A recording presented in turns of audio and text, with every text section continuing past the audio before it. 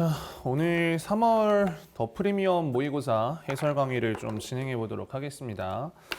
자, 총평부터 할 건데 저희가 이제 해설 영상이 저희 학생분들도 보시지만 유튜브에도 올릴 거라서 유튜브로 보시는 분들도 계시겠죠. 근데 제가 이제 항상 유튜브 올릴 때는 뭐 존댓말로 영상을 찍으려고 하는데 해설 강의나 이런 거 할 때는 좀 반말로 해설을 합니다. 뭐 참고하시면 좋을 것 같아요. 혹시나 야, 강민아 초면인데 왜 너 반말하냐? 이렇게 오해하실 수도 있는데 애초에 이 영상은 저희 수강생들 대상으로 찍는 영상을 좀 유튜브 보시는 분들도 같이 보시면 좋을 것 같아서 공유해 드리는 거라 반말한다고 너무 불쾌하지 않았으면 좋겠다. 아저씨 나이를 이제 많이 먹어가지고 이제 곧 50이에요. 곧 50. 곧 50이야. 누구나 뭐 곧 50 아니겠어. 아무튼 그래서 반말로 좀 하겠다. 자, 총평 해볼게 얘들아.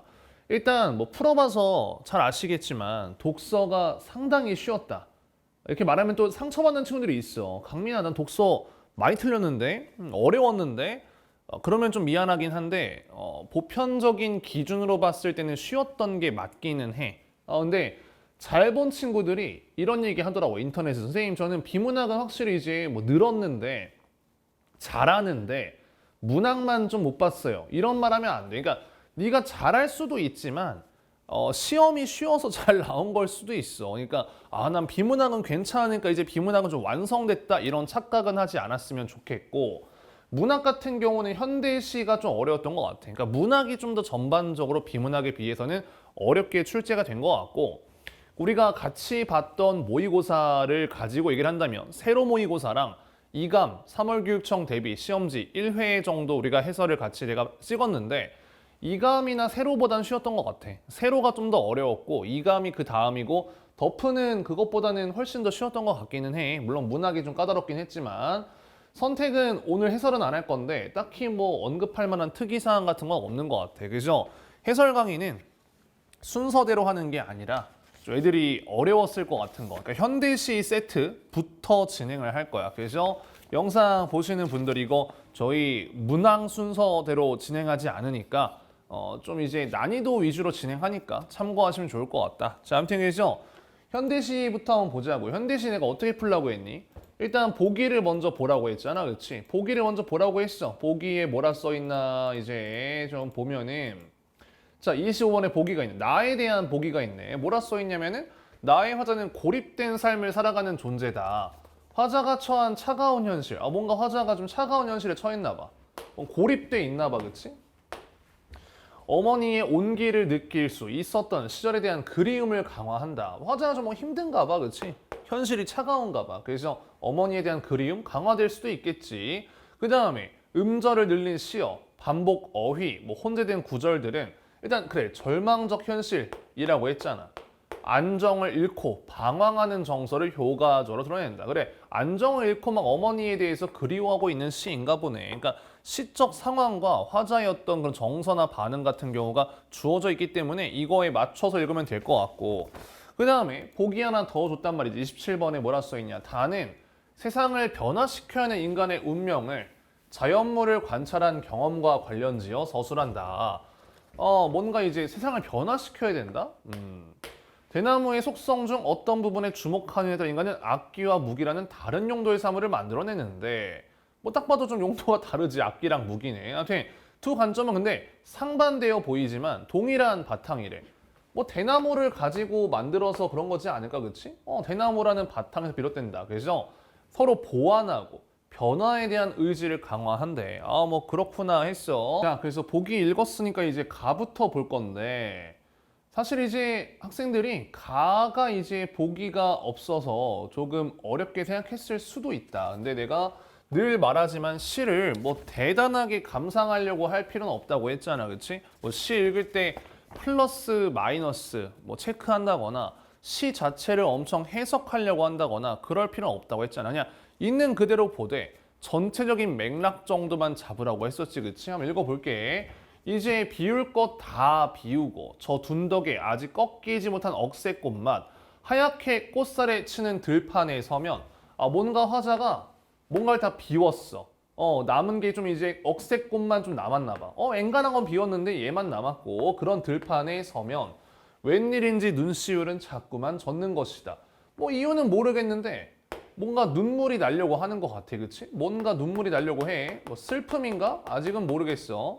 지푸라기 덮인 논, 그 위에 내리는 늦가을 햇살은 한량없이 따사롭고 발걸음 저벅일 때마다 곧잘 마주치는 들국 떨기는 거기 그렇게 눈시리게 피어서 이 땅에 흘린 땀의 정갈함을 자꾸만 되뇌이게 하는 것이다. 아, 뭔가 이게 막 슬픔? 이런 느낌이라 생각했는데 좀 넓게 보니까 이 맥락 자체가 되게 땅의 정갈함. 뭔가 좀 긍정적인 얘기를 하는 것 같아, 그지? 한량없이 따사롭다. 땅이 흘린 땀의 정갈함. 막 논. 이런 얘기 하잖아. 뭔가 생각보다 이 땅에 대한, 이 들판에 대한 얘기를 하는데 전반적인 맥락이 뭔가 좀 땅에 대한 고마움도 느끼는 것 같고 좋아 보인단 말이야. 심지어 간간 목덜미를 선뜻거리가는 바람과 그 바람에 시적이는 마른 풀잎조차 갈색으로 무너지는 산들 더불어 내 마음 순하게 다스리고, 그러니까 뭔가 이제 바람, 풀잎이 무너지는 산들이 내 마음을 순하게 다스리게 한대. 그러니까 이런 것도 뭔가 이제 막 마른 풀잎이라든가 무너지는 산을 보면 되게 안 좋다라고 생각할 수 있을 것 같아. 마이너스 아닌가요? 근데 그렇게 생각하지 말고 전반적인 걸 봐야 돼. 전반적인 컨텍스트를 봐야 되거든. 그래서 내 마음을 순하게 다스리고 고요의 은은함. 그러니까 지금 화자가 썩 나쁘지 않거든. 가슴을 벅차게 한단 말이야. 이해돼? 내가 얘기하잖아. 이거를 선생님 말랐으니까 마이너스고 무너지면 마이너스고 고요는 플러스고 이 지랄 하지 말라 했잖아. 그지? 그냥 전체적으로 봐. 전체적으로. 그래서 청청함을 딛고 정정함에 이른 물빛 하늘조차도 한순간에 그윽해져서 뭔가 그윽해지고 벅차고 은은하고 지난 여름 이 들판에서 벌어진 절망과 탄식과 아우성은 잠재웠어. 그러니까 여름엔 되게 힘들고 탄식이었는데 잠재웠단 말이야. 마음도 순해지고, 그치? 뭔가 정정해지고 그윽해지고 잠재웠고 내 무슨 그리움 하나 고이 쓸게 하는 것이다. 텅 빈 충만이랄까 뭐랄까. 그러니까 결국 화자가 느끼는 전반적인 감정은 충만함인 거잖아. 그것이 그리하여 우리 생의 깊은 것들, 높은 것들, 생의 아득한 것들, 잔잔한 것들 융융이 살아오게 하는 늦가을 들판. 그냥 들판이 아니야. 늦가을 들판이거든. 때만 난 갈대만이 흰 머리털 날리며 나는 더는 갈대 없이 만들어버리고 겨울새가 표표히 날아오는 들끝으로 이윽고 뭔가 허심의 고개나 들게 하는 것이다. 자, 그러면 이 가시를 어떻게 전반적인 맥락을 정리할 수 있을까? 뭔가 텅 빈 들판이긴 한데, 가시가 텅 빈 들판이긴 한데 화자 입장에서는 되게 뭔가 벅차고, 그지?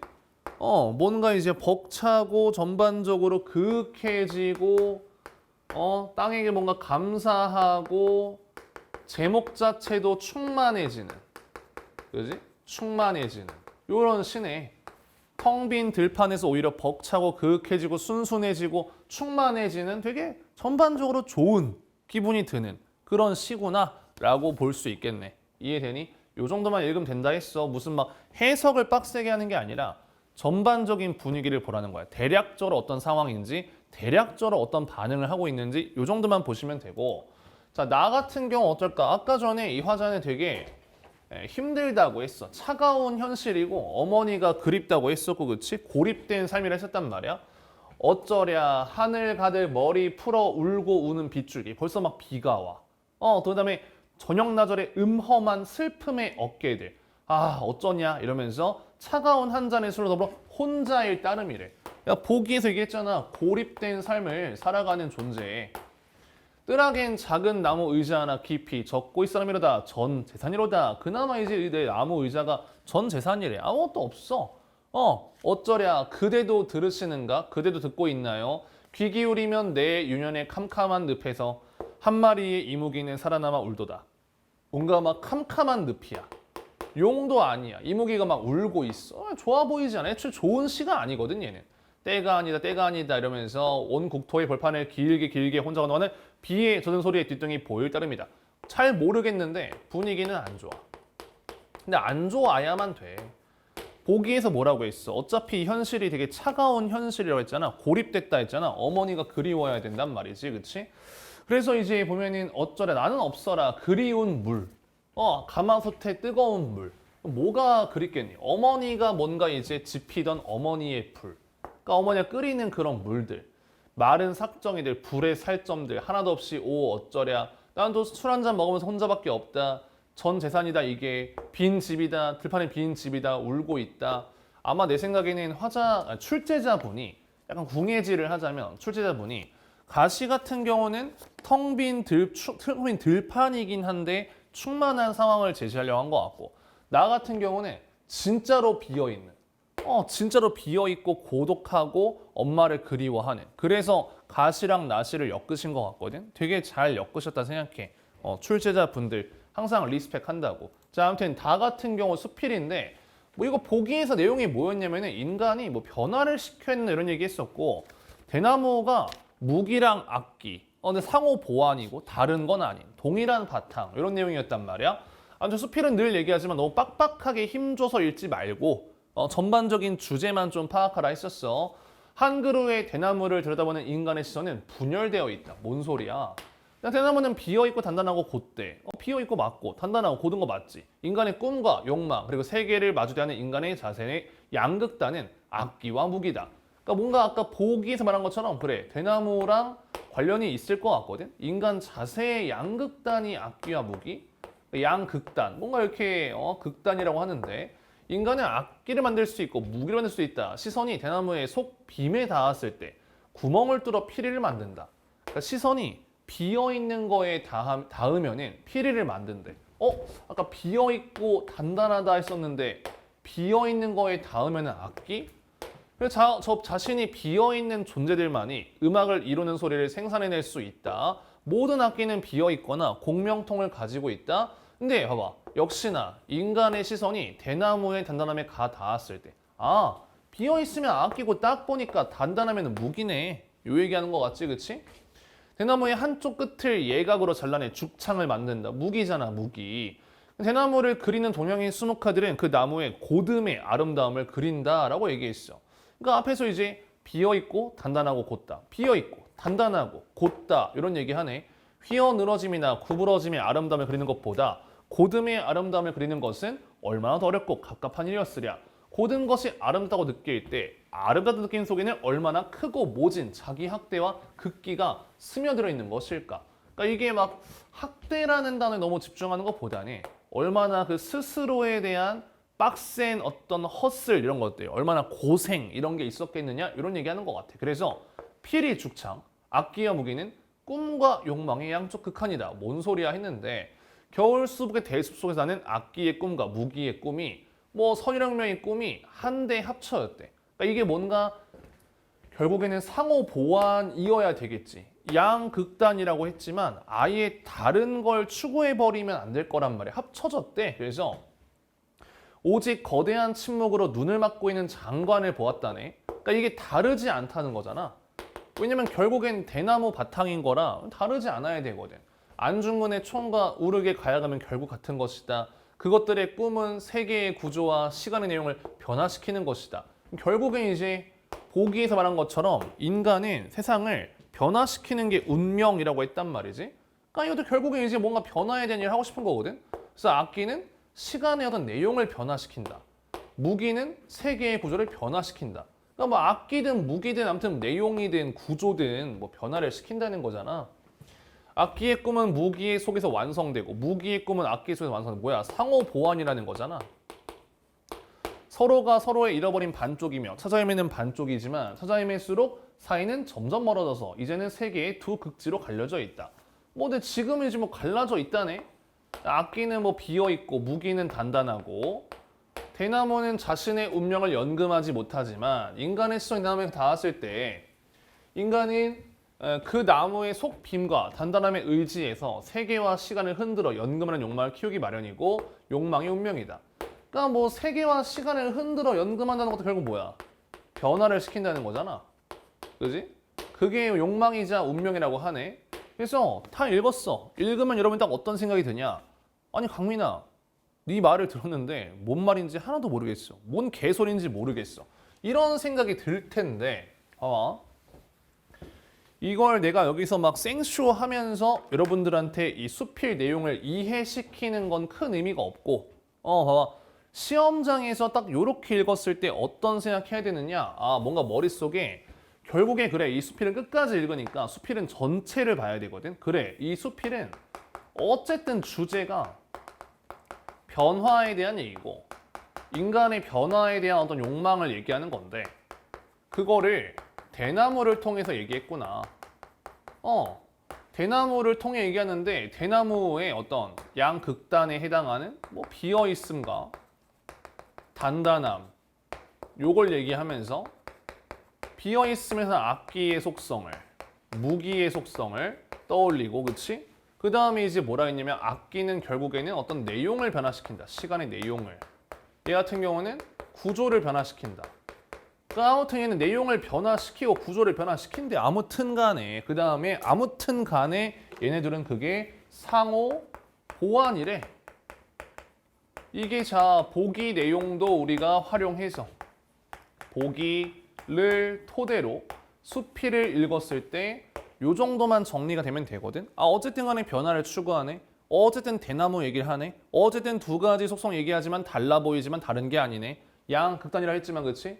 상호 보완하네. 뭘 변화시키는데? 내용이요. 구조요.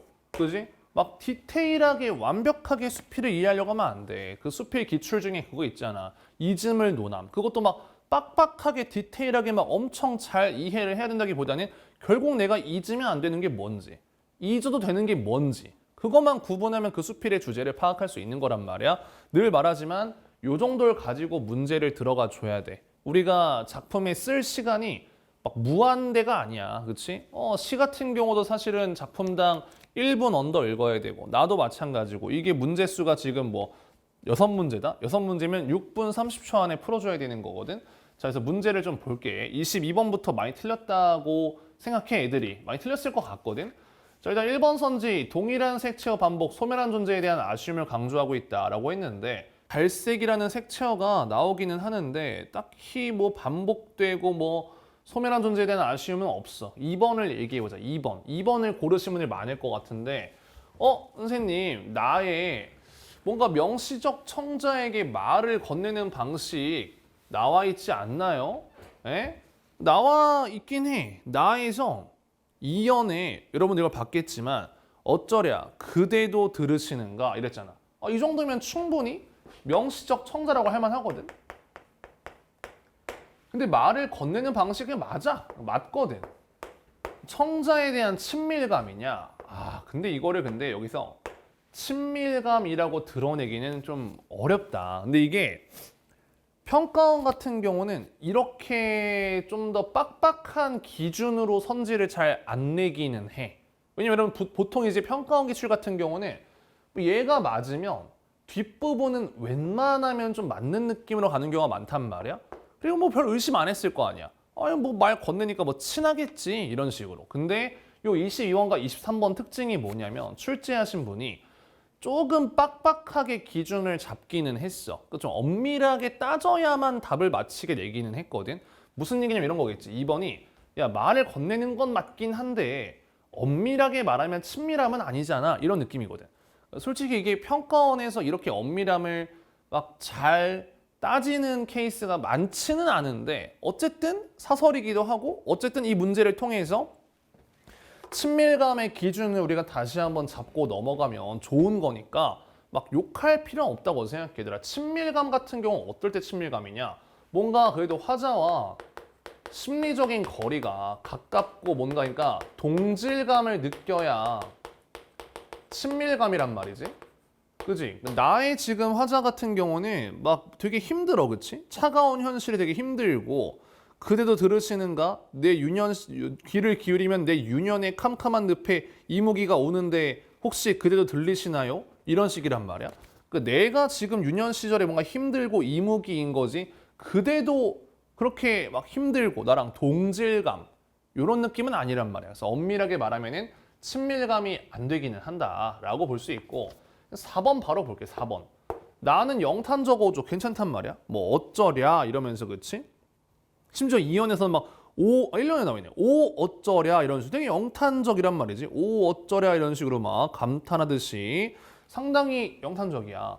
다 같은 경우 평가원 기출에 단정적 어조 나와 있었는데 그 나무의 수사학이라고 그치? 아마 기출 봤으면 알 텐데 내가 수업 시간엔 최근에 했을 텐데 나무가 견디기 힘든 건 막 벌레랑 이런 애들 자기 풀을 먹는다는 것 보기에 뭐라 나와 있었니 얘들아? 도시의 이주민인 화자는 나무와 어떤 그런 정착하지 못한 나무에 대한 동질감 꽃을 피우는 나무에서 뭐 반어 이런 걸 뭐 화학한다 이런 것들 그 기출에서 나오는데 다 같은 경우 이제 대나무에 대해서 얘기할 때 뭐 이문단 같은 경우에 예를 들면은 뭐 4번 네 번째 문장 같은 거 악기의 꿈과 무기의 꿈은 결국 다르지 않다. 안중근의 총과 우르의 가야금은 결국 같은 것이다. 뭐 이런 부분이라든가 아니면 전반적으로도 다 그렇긴 한데 맨 마지막 부분 같은 경우 내가 봤을 때는 인간은 나무의 속 빔과 단단함의 의지에서 욕망키를 말하고 그 욕망이야말로 인간된 운명일 것이다.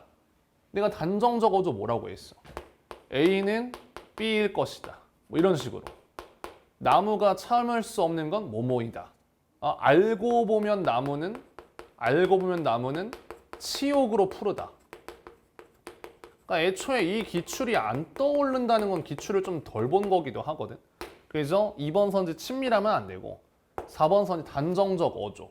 화자 글쓴이의 인식은 완전 괜찮기 때문에 4번이 답이야. 그러니까 사실 예전 평가원 기출 같은 경우에 뭐 이렇게 내기도 했어. 되게 옛날 기출이긴 하거든. 2010년 6월 평가원 같은 경우에 의인화된 사물을 등장시켜 친근감을 느끼게 한다. 이런 선지가 나온 적이 있어. 그래서 다에 의인화가 나오긴 했었거든. 다투어 몰려오는 힘찬 눈보라의 군단. 그러니까 눈보라가 군단처럼 사람같이 해서 의인화된 사물은 괜찮단 말이야. 근데 이게 친근감은 안 됐었거든. 이 경우에는 왜 안 됐었냐? 이게 전반적인 맥락에서 눈보라의 군단이 좀 부정적인 뉘앙스로 쓰였단 말이지. 그러니까 화자 뭔가 동질감 이런 거는 아니었어. 그래서 친근감은 안 됐었거든. 그래서 얘 같은 경우도 이제 말을 건네이는 건 맞지만 청자가 있는 것도 맞지만 친밀감이라고 말하기는 좀 어렵지 않겠냐? 이게 출제자의 의도이신 것 같아. 그래서 옛날 평가원은 이렇게 조금 더 엄밀하게 따지는 경우가 있었고 최근 트렌드가 막 그렇게 엄밀하진 않긴 한데 뭐 나는 그렇게 생각해. 평가원 기출이 아니지만 경각심 가지기에는 뭐 나쁘진 않다. 이 문제 분명히 불만이 있는 친구들 많을 것 같아서 사실 그 다음 문제가 더 불만이 많을 것 같기는 하거든. 자, 무슨 얘기냐? 들판에 대한 이해로 적절하지 않은 거. 이것도 3번이랑 5번만 보면 될 것 같은데 모든 것을 비우지 못해 회한이 남는 미완의 공간이다. 회한이 남는 미완의 공간? 자, 이 시의 전반적인 가시의 전반적인 들판의 주제가 뭐였어? 뭔가 벅차오르고, 그치? 이 컨텍스트 자체가 벅차오르고 뭔가 막 충만해지고 그윽해지고 은은하고 순해지고 이런 거잖아. 근데 회화는 이제 후회 뭐 이런 거거든. 그치? 후회 같은 게 남는 이런 건데 딱히 그런 곳은 아니란 말이지. 3번은 답인데 애들이 뭐라 그러냐? 강민아 3번이 답이면 나도 알겠다. 야 근데 이거 관조는 안 되지 않냐? 평가원 기출 같은 건 다룰 때 얘들아 관조 그러면은 감정 표현이 없어야 되지 않냐? 감정 표현이 없어야 관조가 되는 거 아니냐? 근데 과 같은 경우는 막 눈시울이 젖는다 그러고 내 가슴이 벅찬다 그러고 뭐 그리움 하나 고이 쓸게 하는 것이다 라고 하고 텅 빈 충만까지 느끼고 야 이게 어떻게 관조냐? 절대 관조가 안 되지 않냐? 관조는 감정이 드러나면 안 되지 않냐? 이렇게 말씀을 하시는데 사실 이것도 평가원 기출들을 가지고 우리가 얘기를 하자면 사실 평가원 기출에서 관조가 막 빼박으로 적절한 선지로 나온 적은 없기는 해. 빼박으로. 그러니까 근데 뭔가 이제 기출 중에서 이런 것들이 있긴 해. 봐봐. 그러니까 애들이 생각하는 관조는 이런 느낌인 거잖아. 뭐 큰악산 골짜기가 부풀어 올랐을 때 나는 몰랐었다. 뭐 나는 느끼지 못했었다. 이게 기출에 나온 시거든. 뭐 한 해가 다 가고 뭐 흩날리던 날 나뭇잎 떨어졌다. 나뭇잎 사라지는 것을 보여주면서 감정 표현 딱히 없지 않아. 이 정도는 돼야 관조 아닌가요? 이건 당연히 관조가 맞거든. 이거 당연히 관조야. 근데 사실 이것도 그러니까 평가원에서 관조라는 걸 선지를 낼 때 막 빼박적절하게 나온 적은 별로 이제 없긴 하지만 그래도 뭔가 레퍼런스들은 다 이럴 때 우리가 관조라고 배우고 관조라고 선지를 판단했을 때 정답이 나오게 귀납적으로 공부가 되어 있단 말이야. 근데 사실 얘도 그러니까 엄밀히 말하면 관조의 기준 자체는 그냥 감정적 과잉만 없으면 되거든. 그러니까 영탄만 좀 없이, 영탄은 안 되고 뭔가 그냥 담담하게 좀 담담한 어조로 표현을 하기만 하면은 관조가 된단 말이야. 그러니까 이게 문학 비평 용어 사전이라고 해가지고 이 우리가 전반적으로 문학하는 사람들이 갖고 있는 책이야. 문학 전공하는 사람들은 이 책을 받거나 갖고 있거나 나도 갖고 있는데, 그러니까 사실 엄밀히 말하면 관조는 이 정서가 감정이 전혀 배제되었다라기보다는 이란 말이지. 그러니까 사실 시에서 얘들아 감정 자체가 완전히 배제되는 게 말이 안 되거든. 시라는 건 결국에는 화자의 내면 세계를 얘기하고 감정을 말하는 거란 말이야. 근데 내 생각은 그래. 평가원이 여태 기출 문제를 출제할 때 이런 기준이 좀 애매하다고 생각했을 수 있어. 그러니까 아까 같은 가시 같은 경우를 관조가 맞다라고 만약에 평가원이 출제를 하면은 이게 나는 내가 출제자라고 생각했을 때 기준이 되게 복잡해질 거라고 생각해. 가시가 감정 표현이 나와 있긴 한데 감정적 과잉은 확실히 아니고 뭔가 막 좀 담담하게 자신의 충만함과 벅참에 대해서 조곤조곤 말을 하는 느낌이라 들판을 보면서 고요한 가운데 관조했다. 그러면 이런 기준으로는 충분히 관조라고 되거든. 그러니까 뭐랄까 문학적으로 관조는 허용이 돼. 근데 여러분들이 이걸 관조라고 생각 못한 이유는 평가원 기출에서는 여태까지 방금 내가 보여줬던 요 정도가 됐을 때 보통 관조라고 했었단 말이지. 그래서 선생님 앞으로 그럼 수능에서 관조를 어떻게 따지면 좋을까요? 라고 하는데, 그러니까 지금 말한 것처럼 영상적 표현이 딱히 없다거나 담담한 어조라거나. 근데 내 생각은 그래. 앞으로도 평가원은 사실 감정 자체가 좀 이 시 같은 경우를 평가원이 관조라고 잘 굳이 낼 것 같진 않아. 그러니까 이 문제를 출제하신 분은 분명히 국문학 전공하신 분일 거라 나는 확신을 하거든. 그분이 왜 관조를 내는지 완전히 이해가 가고 여러분도 납득은 하셔야 돼. 왜냐면 무조건 국어는 출제자가 갑이야. 사설이라서 관조 기준이 이상하네 이게 아니라 문학적으로는 관조가 맞다니까. 근데 평가원이 여태까지 굳이 관조라는 개념을 빡세게 엄밀하게 0에서 100까지라고 했을 때 야 이거 어디부터 감정이 과잉이고 어디부터가 감정이 담담한 거고 이런 기준이 애매하니까 그냥 감정이 없을 때만 관조로 내왔던 것 뿐이야. 내가 수업 시간에 많이 얘기했잖아 얘들아. 문학이 엄밀하지 않고 딱 안 떨어져 가지고 문학이 어렵다 이런 얘기 하는데 사실 평가원은 최대한 딱 떨어지게 출제를 하고 있어. 그러니까 요 문제 같은 경우는 사실 난 그렇게 생각해. 이거를 3번을 안 보고 그냥 5번부터 선지를 거꾸로 본다거나 그랬으면 관조를 골랐을 수도 생각해. 근데 걱정은 할 필요는 없다. 평가원에서 내가 봤을 땐 이 정도를 관조라고 굳이 선지를 만들 것 같진 않아. 그러니까 만약에 이걸 관조로 낸다면 보기를 줄 가능성이 크다고 생각해. 보기를 줄 가능성이 커. 난 그래서 출제자분 리스펙하고 5번 선지 골라서 불만인 여러분도 난 이해돼.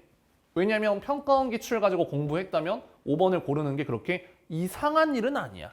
이상한 일은 아니야. 그러니까 5번 골랐을 수도 있다. 하지만 관조의 정확한 개념을 알아가는 문제라고 보시면 되고, 그리고 걱정할 필요는 없다. 왜냐면 평가원은 여태까지로 봤을 때 이런 걸로 문제를 정오가 갈리게 낼 확률은 낮다. 그러니까 너무 걱정할 필요는 없다. 아무튼 관조 이렇게 알아두시고, 자 나머지 문제는 그래도 어렵지 않았잖아. 기억부터 비읍에 대한 설명으로 적절하지 않은 것은 이랬는데, 자 기억 같은 경우 전역나절의 음험한 비엘에 음험해 음산해 괜찮을 것 같은데, 니은의 시구가 미음에서 반복 변주된다. 니은 나 차가운 한 잔의 술로 더불어 혼자일 따름이로다. 미음 같은 경우 뭐냐, 또다시 나 차가운 한 잔의 술로 더불어 오직 혼자. 반복 변주 맞네. 변주가 뭐야? 뭔가 A 한 다음에 A 프라임 이런 게 변주인 거잖아. 외로운 것도 맞잖아, 그지? 디귿 상징적 소재라고 했는데 한 마리의 이묵이 당연히 상징적 소재겠지. 그 다음에 소망이 좌절되었으면 나타나고 있다. 그러니까 이거 우리가 디귿을 해석할 때 그냥 별 생각 없이 그냥 이묵이가 울었구나 라고만 읽었잖아. 근데 여기에서 야, 이무기가 용이 되지 못한 생명체라고 주석이 있는데 그러면 소망이 좌절되었다고 해석해도 괜찮지 않을까라고 물어본 거잖아. not bad 하거든? not bad 하면 허용해주면 되겠지. 4번 선지, 어순의 도치. 그치? 나는 없어라 그리운 물. 충분히 뭐 도치야. 따스한 물 줄 어머니가 부재한 상황. 괜찮단 말이지. 5번 선지 어때? 자연물을 의인화했다. 하늘 가득 머리 풀어 빗줄기만 울고 울도다 인 건데 이게 연민이라고 말할 수는 없겠지. 그치? 그냥 들판의 빈집에 하늘이 머리를 풀어 의인화는 맞지만 졸라 울고 있는 거잖아. 이게 뭐 자기 자신에 대한 연민은 아니니까 5번 쉽게 정답이고. 자, 보기 문제. 보기 아까 읽어봤고 1번 선지. 또 이건 뭐 이게 왜 감탄의 어휘입니까? 근데 이 정도면 되지 않냐? 어쩌랴? 되지 않냐 이 정도면? 누가 왜 이게 감탄이는데 이 정도면 감탄 될 것 같은데 보기 내용 그대로야. 차가운 현실이고 고독하게 살아가는 화자의 슬픔과 서름이거든요. 그러니까 애초에 1번 선지를 문장을 좀 이렇게 전체를 보셔야지 이걸 보고 막 감탄은 솔직히 아니지 않나요? 이렇게 보는 것보다는 문장을 좀 끝까지 읽어봐. 선지를 끝까지 읽으면 뭐 이상해 보이지 않거든. 어쩌랴 차가운 현실 고독하게 살아가고 슬프고 서럽고 괜찮은데 2번 선지도 길게 의도적 음정 늘린 거 맞잖아. 절망적 현실이 치솟되는 부정적 인식을 드러내는 표현이겠다. 선생님 아니 이게 뭐 길게라고 썼다고 해서 뭐 이거를 꼭 막 무슨 현실이 지속되리라고 꼭 해석을 해야 되나요? 라고 생각할 수도 있는데 애초에 그 길게가 쓰인 맥락을 봐봐. 항상 내가 얘기하지만 이 선지에서 물어보는 지점의 앞뒤 맥락 컨텍스트를 보라고 했잖아. 혼자서 건너가는 비에 젖은 소리의 뒷등이 보일 따름이다. 혼자서 건너간단 말이야. 혼자서 건너가 애초에 역시나 고독하고 나 혼자서 건너가야 되고 무엇보다 보기에서 음절을 늘린 시연의 이런 현실 속에서 절망 현실에서 안정을 잃고 방황하는 정서를 드러낸다고 했으니까 뭐 허용할 수 있겠구나. 애초에 늘 말하지만 보기에 써 있는 말이 선지에 그대로 제시가 됐을 때는 그거를 내가 뒤집으려면 꽤나 큰 근거가 필요하다라고 했었어. 자, 4번 선지 어떨까? 아궁이에 집혀있는 어머니의 불, 따뜻한 기억? 뭐 괜찮거든? 지나간 시절, 유년 시절 그리울 수 있잖아. 어머니 자체가 그리움의 대상이잖아. 5번 선지 어떨까? 들판에 빈집, 처지 형상화했다. 세속적 가치의 초연, 뭔 개소리냐. 애초에 전체적인 주제랑 아예 상관이 없잖아. 그치? 갑자기 뭐 고전시가 된 거야? 갑자기 탈속돼 버린 거야? 뭔 소리야? 5번 선지 답이겠지? 자, 20번에 A랑 B에 대한 이해인데 자, A 같은 경우 어떨까? A 같은 경우 텅 빈 충만. 욕망에 얽매이지 않는 자세가 진정한 내적 충만의 위임을 의미하는 말이다 라고 했었는데 얘 같은 경우에도 결국에는 이 비울 것을 다 비우고 충만해진 거란 말이야. 이 전반적인 시의 맥락 자체가 뭔가 이 들판을 비우면서 벅차오르고 충만해지는 거라 1번 선지 같은 경우 나는 딱 보자마자 일단 정답 같기는 해. 근데 여러분도 그렇겠지만 이 정도로 확신을 가지기에는 좀 부족했다고 나도 생각해. 1번 선지를 딱 보자마자 와 정답이다 넘어가야지 이 정도는 아니었다고 생각하거든. 2번 선지는 어떨까? 비우려는 노력이 채우려는 욕망보다 나은 것이 아니다. 이건 주제에서 그냥 벗어나잖아. 그러니까 비우는 게 욕망보단 나아야 되지 않겠냐? 일단 비우는 건 무조건 좋게 봐야 되는 거 아니겠냐? 3번 선지는 어떨까? 이상적 꿈과 현실적 욕망 사이의 중용을 지키자. B 뭐야 이거? B 보면은 꿈과 욕망의 양쪽 극한이래. 이게 막 중간을 지키는 건 참 힘들군. 이게 이 수필의 주제는 아닌 것 같은데 4번 선지는 어떨까? 인간의 시선이 닿기 이전부터 악기나 무기 중에 하나가 정해져 있는 거야. 안 되지 이건 안 돼. 왜 안 되냐면은 시선이 어디에 닿느냐에 따라서 달라지는 거긴 하잖아. 그치? 인간의 시선이 빔에 닿으면 악기가 되는 거고 단단함에 닿으면 무기가 되는 거잖아. 닿기 전부터 정해져 있다? 무슨 뭐 이게 뭐라고 해야 되냐? 뭐 양자역학, 고전역학 뭐 이런 건 아니잖아. 그치? 관측 전부터 정해졌었고 확인할 뿐이다. 이거는 아니고 5번 선지 수단으로 삼지 않을 때 욕망이 충족된다. 이것도 5번도 사실 상관이 없는. 그러니까 애초에 사실 A 같은 경우도 욕망이 충족된다? 뭐 이런 얘기는 아니잖아. 애초에 그냥 뭐랄까? 비울 때 우리는 충만해진다. 이게 가시의 주제인 거잖아. 가볍게 풀어줘야지. 자, 보기 문제 또 바로 볼게. 뭐라 써있냐. 1번 선지. 한 그루의 대나무를 들여다보는 인간의 시선이 분열되어 있다라고 한 부분에서 다양한 속성 중 주목하는 부분 다를 수 있다. 그래, 빈 거에 주목하고 단단한 거에 주목하고 악기랑 무기. 이번 선지 어떨까? 아름답다는 느낌 속에는 얼마나 크고 모진 자기약태와 극기가 스며들는 것일까? 내가 아까 읽을 때 얘기했잖아. 이것은 부정적인 뉘앙스가 아니라니까. 읽을 때 파악했어야 돼. 왜냐하면 여기 수필에서 악기나 무기나 둘 다 인간의 지향이야. 둘 다 결국 인간의 지향이거든. 하나만을 지향하는 거에 대해서 회의적이다, 뭔가 후회와 의구와 이런 얘기는 절대 아니어야 되거든. 일단 아름답다는 느낌 속에 얼마나 극기, 뭔가 자기의 어떤 스스로의 헛슬, 고생 이런 게 있다는 거지. 야, 어떻게 악기랑 무기 중에 하나만 지향하냐. 난 그거에 대해서는 좀 회의적이야. 이런 뉘앙스는 아니겠지. 왜? 아까도 얘기했지만 악기랑 무기는 꿈과 욕망의 극한이고 결국에는 인간이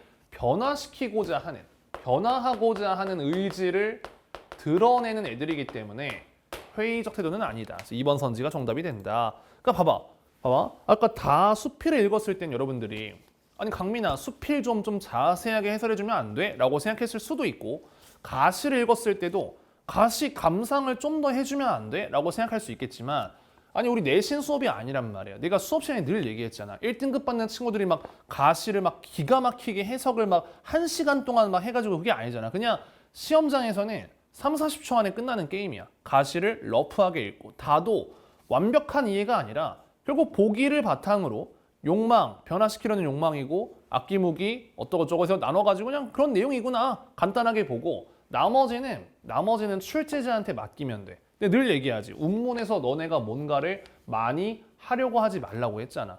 이해돼? 자, 아무튼 이제 현대소설 볼 건데 유튜브로 보시는 분들은 현대시까지 보고 이제 안 보실 것 같지만 아무튼 자 필요한 부분들 보세요. 제가 이제 현대소설 할 겁니다. 현대소설. 자, 현대소설 이제 보자 얘들아.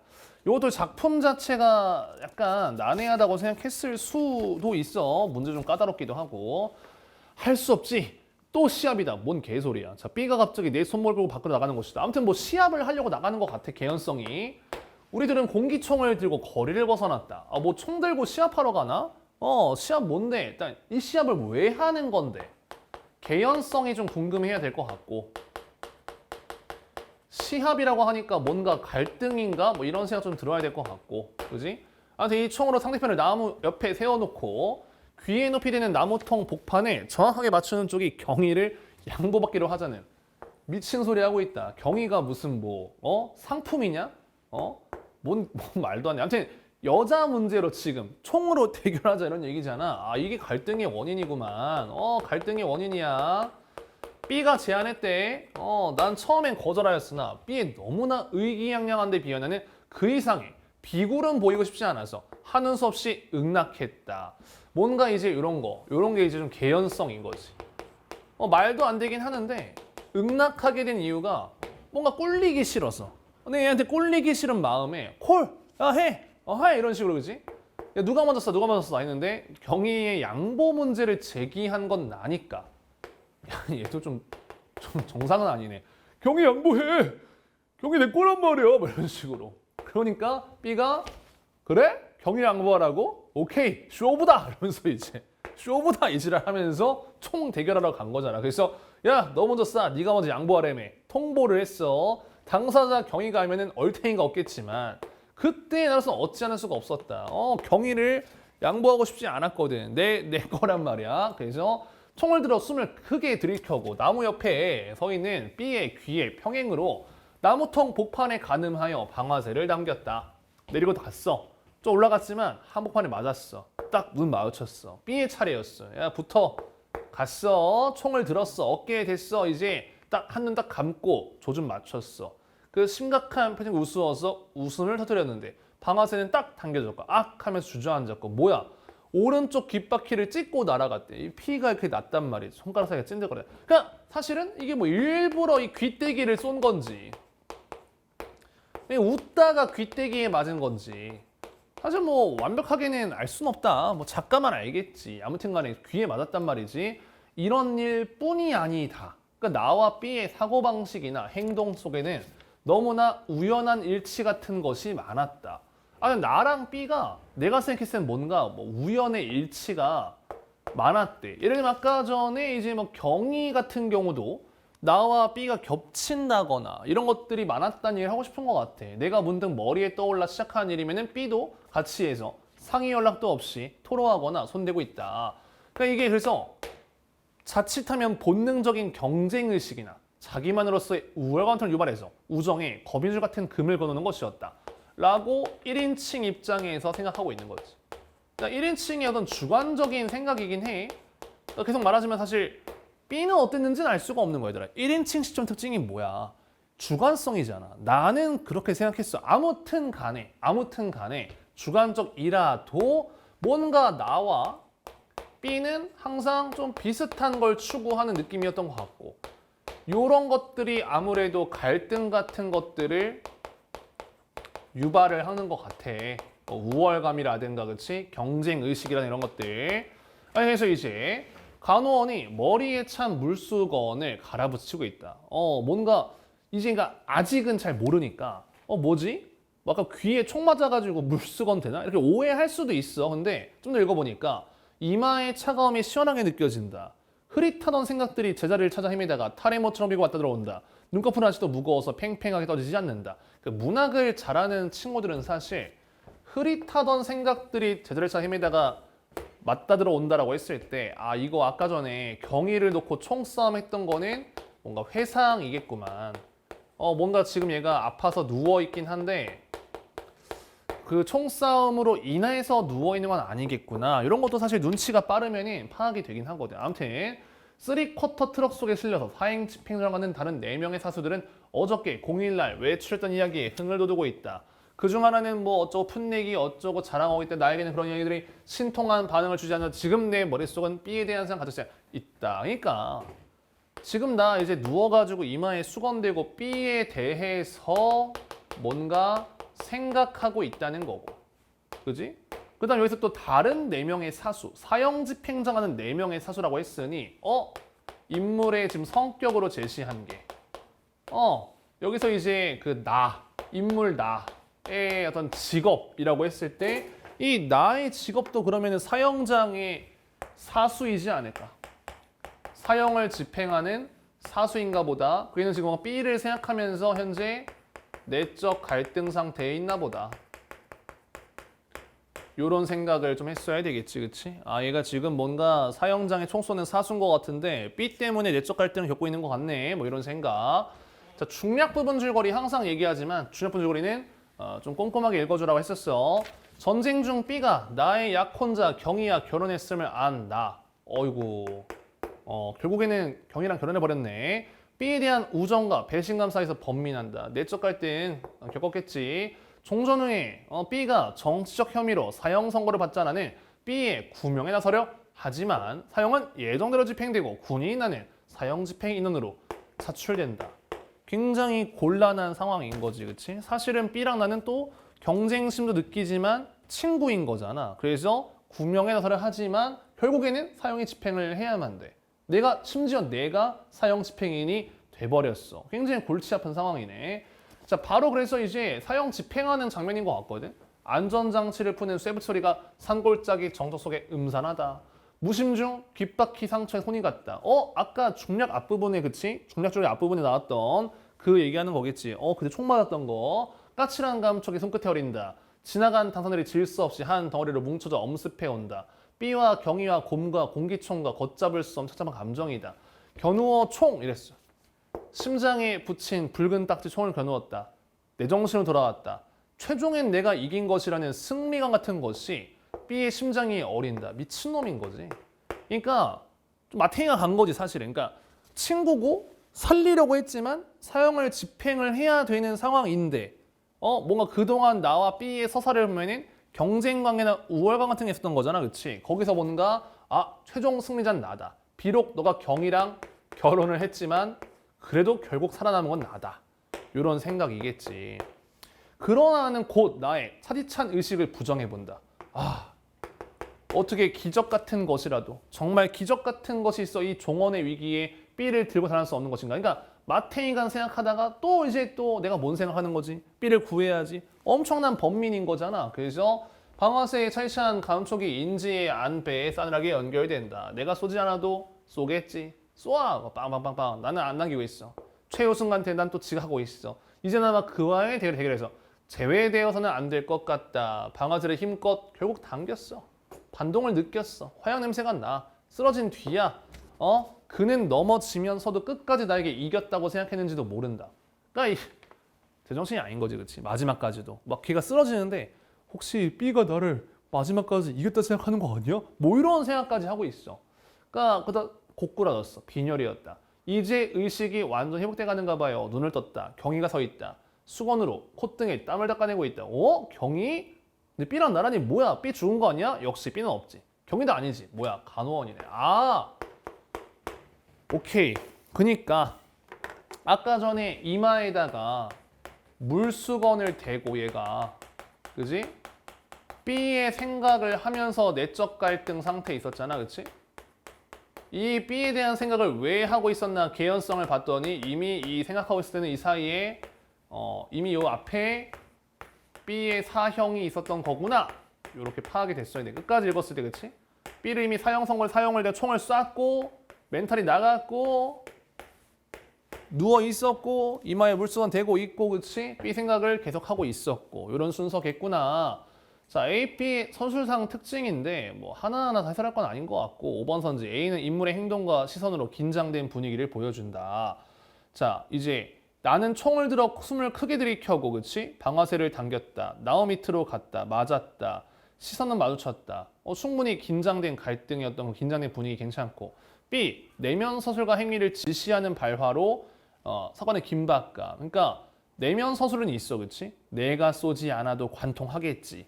행위를 지시하는 발화, 얘가 쏘아일 거잖아. 긴박감, 뭐 괜찮단 말이지. 그 다음에 맥락 고려할 때 기역미음에 대한 이해로 가장 적절한 것은 내가 늘 말하지만 문학에서 이렇게 밑줄 친 기역, 니은, 디귿, 리을, 미음 얘기할 때 항상 발문이 뭐라 써있냐면 맥락을 고려할 때라고 준단 말이야. 그래서 1번 선지, 자 기역 뭐라 써있냐. 양보 문제를 제기한 것이 나니까 나부터라는 B의 통보야. 네가 먼저 나서가 아니라 이건 애초에 B의 견해인 거잖아. 그치? 2번 선지. 자신과의 내기를 무시하는 태도를 쳐다보고 있다. 니에는 뭐냐 이게. 뭔가 일단 무시하고 있는 느낌도 아니야. 무시하는 태도도 아니야. 되게 진지해. 되게 진지해. 3번 선지. 주위 인물들이 관심을 보이는 화제가 그들의 상황에 적합하지 않은 나의 인식이냐. 디귿. 나에겐 그런 이야기들이 신통함을 주지 않았다. 상황에 적합하지 않은 게 아니라 지금 이제 나 같은 경우는 그냥 B 생각뿐이지. B 생각뿐이야. 4번 선지 어떨까? 그치. 적어도 리을, 차디찬 의식을 부정하는 요때만큼은 우월감에서 벗어나서 B를 구하고 싶은 거잖아. 어렵지 않게 정답이지. 현소 뭐 작품만 좀 난해하지 문제는 크게 어렵지 않았던 것 같아. 그래서 나무 옆 병원, 트럭 속 산골짜기 병원 이런 식이야. 자, 아무튼 사형집행이라는 사건에 충격 입원한 주인공의 의식의 흐름 속에 현재와 과거 교차되며 서술된다. 각 공간의 배경, 사건들은 서로 유기적 연관을 맺는다. 순서를 고려해서 발생수를 실행하는 탐구해보자 어쩌고. 자, 일단 1번 선지. 폰트가 왜 이러냐. 다음 옆에 나와 B가 공기총 시합을 함. 총알이 불러온 결과 고려하면 산골짜기에서 내가 귓바퀴 상처를 만진 시점보다 앞서 발생했다. 당연한 거 아니야. 쐈으니 상처가 났겠지. 자, 2번 선지 어떠냐. 나의 흐릿하던 생각이 선명해져감을 고려하면 트럭 속에서 B에 대한 생각이 전념한 시점보다 앞서 발생한 거다. 얘들아, 트럭 자체가 이제 그 B의 사형 집행을 하러 가는 거였잖아. 근데 뭐야? 병원에서 의식을 찾는 거는 이미 사형 이후잖아. 그지? 앞서 발생한 거 아니네. 2번 선지 바로 정답. 3, 4원 넘어가도 될 것 같아. 자, 일단 보기 문제. 이것도 많이 하는 얘기지만 내가 운문 같은 경우는 항상 보기를 먼저 보라고 하는데 소설 같은 경우는 나중에 보라고 했단 말이야. 그치? 나중에 봤으면 좋았을 것 같아 이것도. 승부욕은 관계 악화시킬 수도 있다. 유대감에 뭐 기여하기도 한다. 그냥 B랑 내가 유대감이 없진 않아. 승부욕도 있고 하거든. 그치? 상충하는 심리는 의사결정. 그래서 이제 애착도 있고 증오도 있고 우월도 있고 열등도 있고 어쩌고저쩌고 마지막 만남마저 대결로 해석하는 모습은 열등감이 외적 사실과는 별개로 패배자나 부정한 승리자로 규정한 내적 판단에서 비롯되기도 함을 보여준다. 마지막에 사형 선고, 사형 집행을 무슨 대결처럼 생각한단 말이야. 정상인이 아니란 말이지. 1번 선지 비굴은 보이고 싶지 않아. 그래, 경쟁 구도 뒤처지고 싶지 않아. 괜찮은데? 2번 선지는 어떠냐? 바로 정답 골라야 되는 거 아니야? 우연한 일치 맞물리며 금이 많이 생기는 게 유대감이 긴밀해진 게 아니라 아까 전에 읽을 때부터 갈등이 고조되는 거였잖아. 갈등이 심화되는 거였잖아. 너무 쉽게 2번 선지가 정답이 되겠다. 자, 그 다음에 이제 뭐야? 고전 시간이? 고전 시간 한번 볼게. 자, 고전 시가 고전 소설이 더 어려웠을라나? 아무튼 좀 뭐 볼게요. 얘도. 자, 보기 문제를 먼저 보자고. 보기에 뭐라고 써있나 봤더니 33번에 요거 이제 무슨 사용된 고사를 정리한 것이다. 이것도 평가원 기출에 똑같이 나온 적 있었지. 뭐 기억하시면 되는지 모르겠지만 막 뭐 사택망쳐 어쩌 해가지고 뭐 아내를 뭐 잊은 사람 뭐 대단하다 이런 식으로 그렇지? 뭐 이런 고사 같은 거 주고 뭐 새 같은 거 뭐 주고 기출에 그러니까 굳이 레퍼런스를 가져오진 않았어. 기출 좀 풀어봤으면은 뭔 문제 말하는지 알 거야. 뭐 그 중요하진 않은데 아무튼 얘는 딱히 쓸모가 없는 복이고 요건 좀 볼만하네, 그치? 간에 조선시대 기행문학의 전형성을 지닌 작품으로 여정과 감회, 경관, 그렇구나. 나는 좀 특이해. 기행문화가 낳은 문제적 상황 이런 주제 흔치 않은데 차별성을 지닌다. 그래서 목민관으로 부임한 화자래. 근데 삶을 관료로서의 삶을 성찰한대. 좀 간은 좀 뻔해 보이지, 그치? 전형성이야. 나는 좀 특이해. 문제적 상황에 주목한대. 그래서 사실 뭐 간은 뭐 워낙 뻔한 얘기라서 그냥 가볍게 읽었으면 될 것 같거든. 기행에 대한 얘기일 거니까. 골짜기 깊은 곳에 안개조차 잠겼어라. 도화 뜬물 없으니 갈 길이 희미하구나. 언제 얼마나 가야 되냐. 무릉선자의 장춘계인 가노라. 뭐야, 저게 뭔가 희미하니까, 그치? 안개 때문에 희미하니까 이걸 보고 뭔가 무릉선자의 어떤 이런 남을 알리지 않기 위해 부린 개교일까? 막 뿌연해 이런 느낌인 것 같아. 만이동 깊은 단발령 올라서니 금강삼의 정을 영락해 다 보겠구나. 아이야 말 바삐 보라라. 빨리 가야 된다. 뭐 별 내용 없어. 올라갔다 이제 그치? 고개, 뭐 추풍령, 단발령, 고개 이름일 거란 말이야. 그다음 명사순의 표현에 해당하여 옛 주문으로도 보았느냐. 쌍쌍한 갈매기는 성긴비에 그전 알고 있구나. 오늘 다시 새롭구나. 유람하고 지는 시가 새롭구나. 별 내용 진짜 개뿔 진짜 별 내용 진짜 없네. 그냥 금강산 기행한 얘기.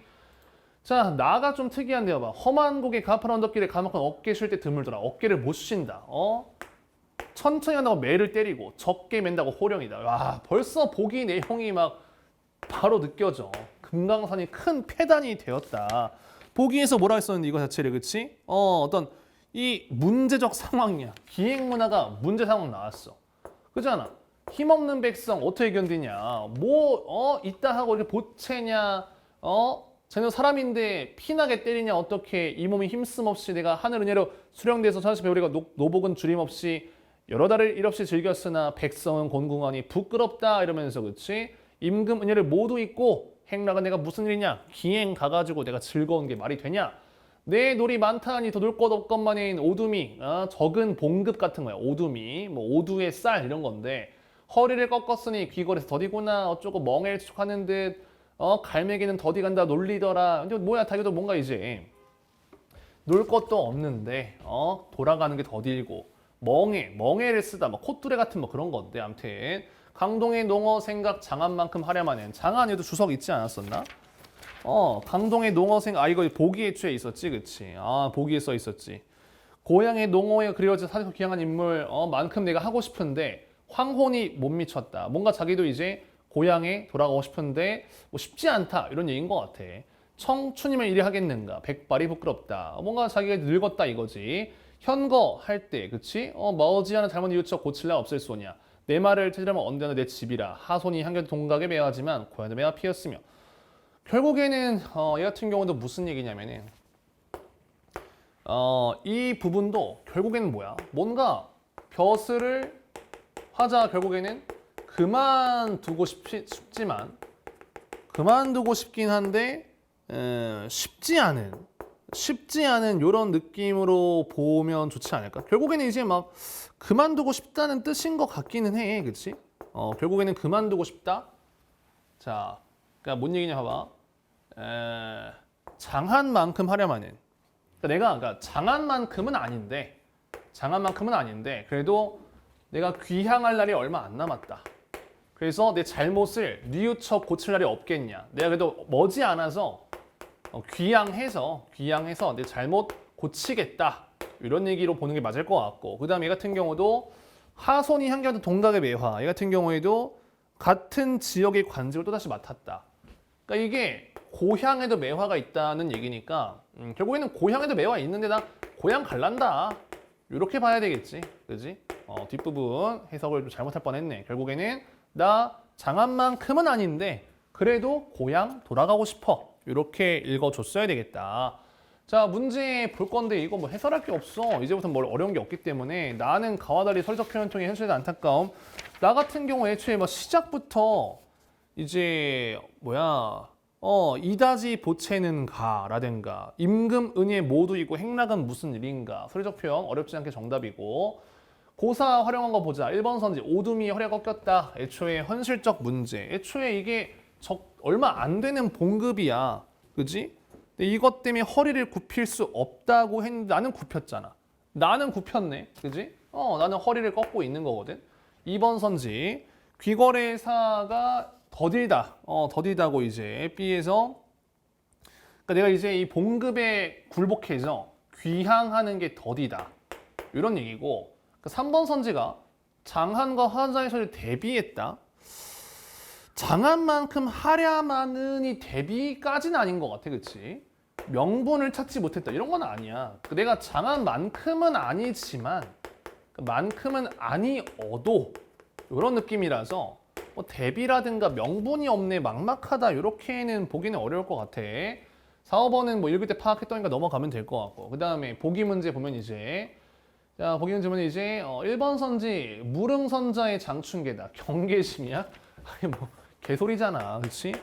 이 좋은 경치를 못 보게 하려고 그러나 막 되게 흥취고 좋은 의미로 이제 얘기를 한 거지. 방해하네. 뭐지? 누가 안개를 막 뿌리는 거야? 경계한다. 이런 얘기라고 보기는 어렵겠지. 1번 선지가 정답이고. 마지막이고요. 고전소설 한번 보겠습니다. 앞부분 줄거리. 유영은 안평대군의 옛집인 수성공터에서 술에 취해 잠들었다가 꿈속에서 김진사와 운영을 만난다. 안평대군의 궁녀였던 운영은 수성궁을 찾은 김진사와 사랑에 빠진 이야기를 유영에게 들려준다. 뭐 운영전 기출에만 벌써 뭐 2번 넘게 나왔고 유명한 작품이긴 한데 자 아무튼 제가 벽을 헐어 구멍을 뚫고 봉서를 던졌더니 진사님이 김진사겠지? 제가는 누구야? 제가 이제 운영이겠지. 자기 집 돌아가서 펴보고는 슬픔을 스스로 이기지 못하며 손에 놓지 않고 그리워하는 마음은 몸을 가누지 못하는 것과 같았습니다. 그러니까 뭔가 벌써 이제 막 보고 싶어가지고 갈등 상황인 거지. 내적 갈등인 거야. 막 보고 싶은데 볼 수가 없으니까. 근데 한 무녀가 대군의 궁에 드나들며 사랑과 신용을 얻고 있었는데 이 소문을 들은 진사님이 그 집을 찾아가 보니 나이가 30도 안 되는 얼굴이 예쁜 여자가 일찍 과부가 되고 음녀로 자처하고 있었는데 진사님을 보고는 기뻐하였지요.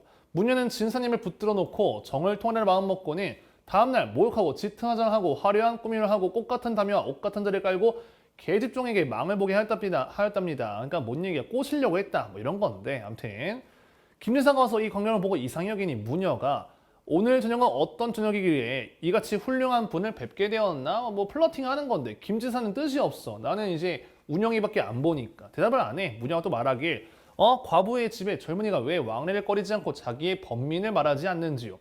너 고민이 있잖아. 말해봐. 뭐 이런 식으로. 점이 신통하다면 내가 왜 왔는지 알지 못하오? 너 신통하다며.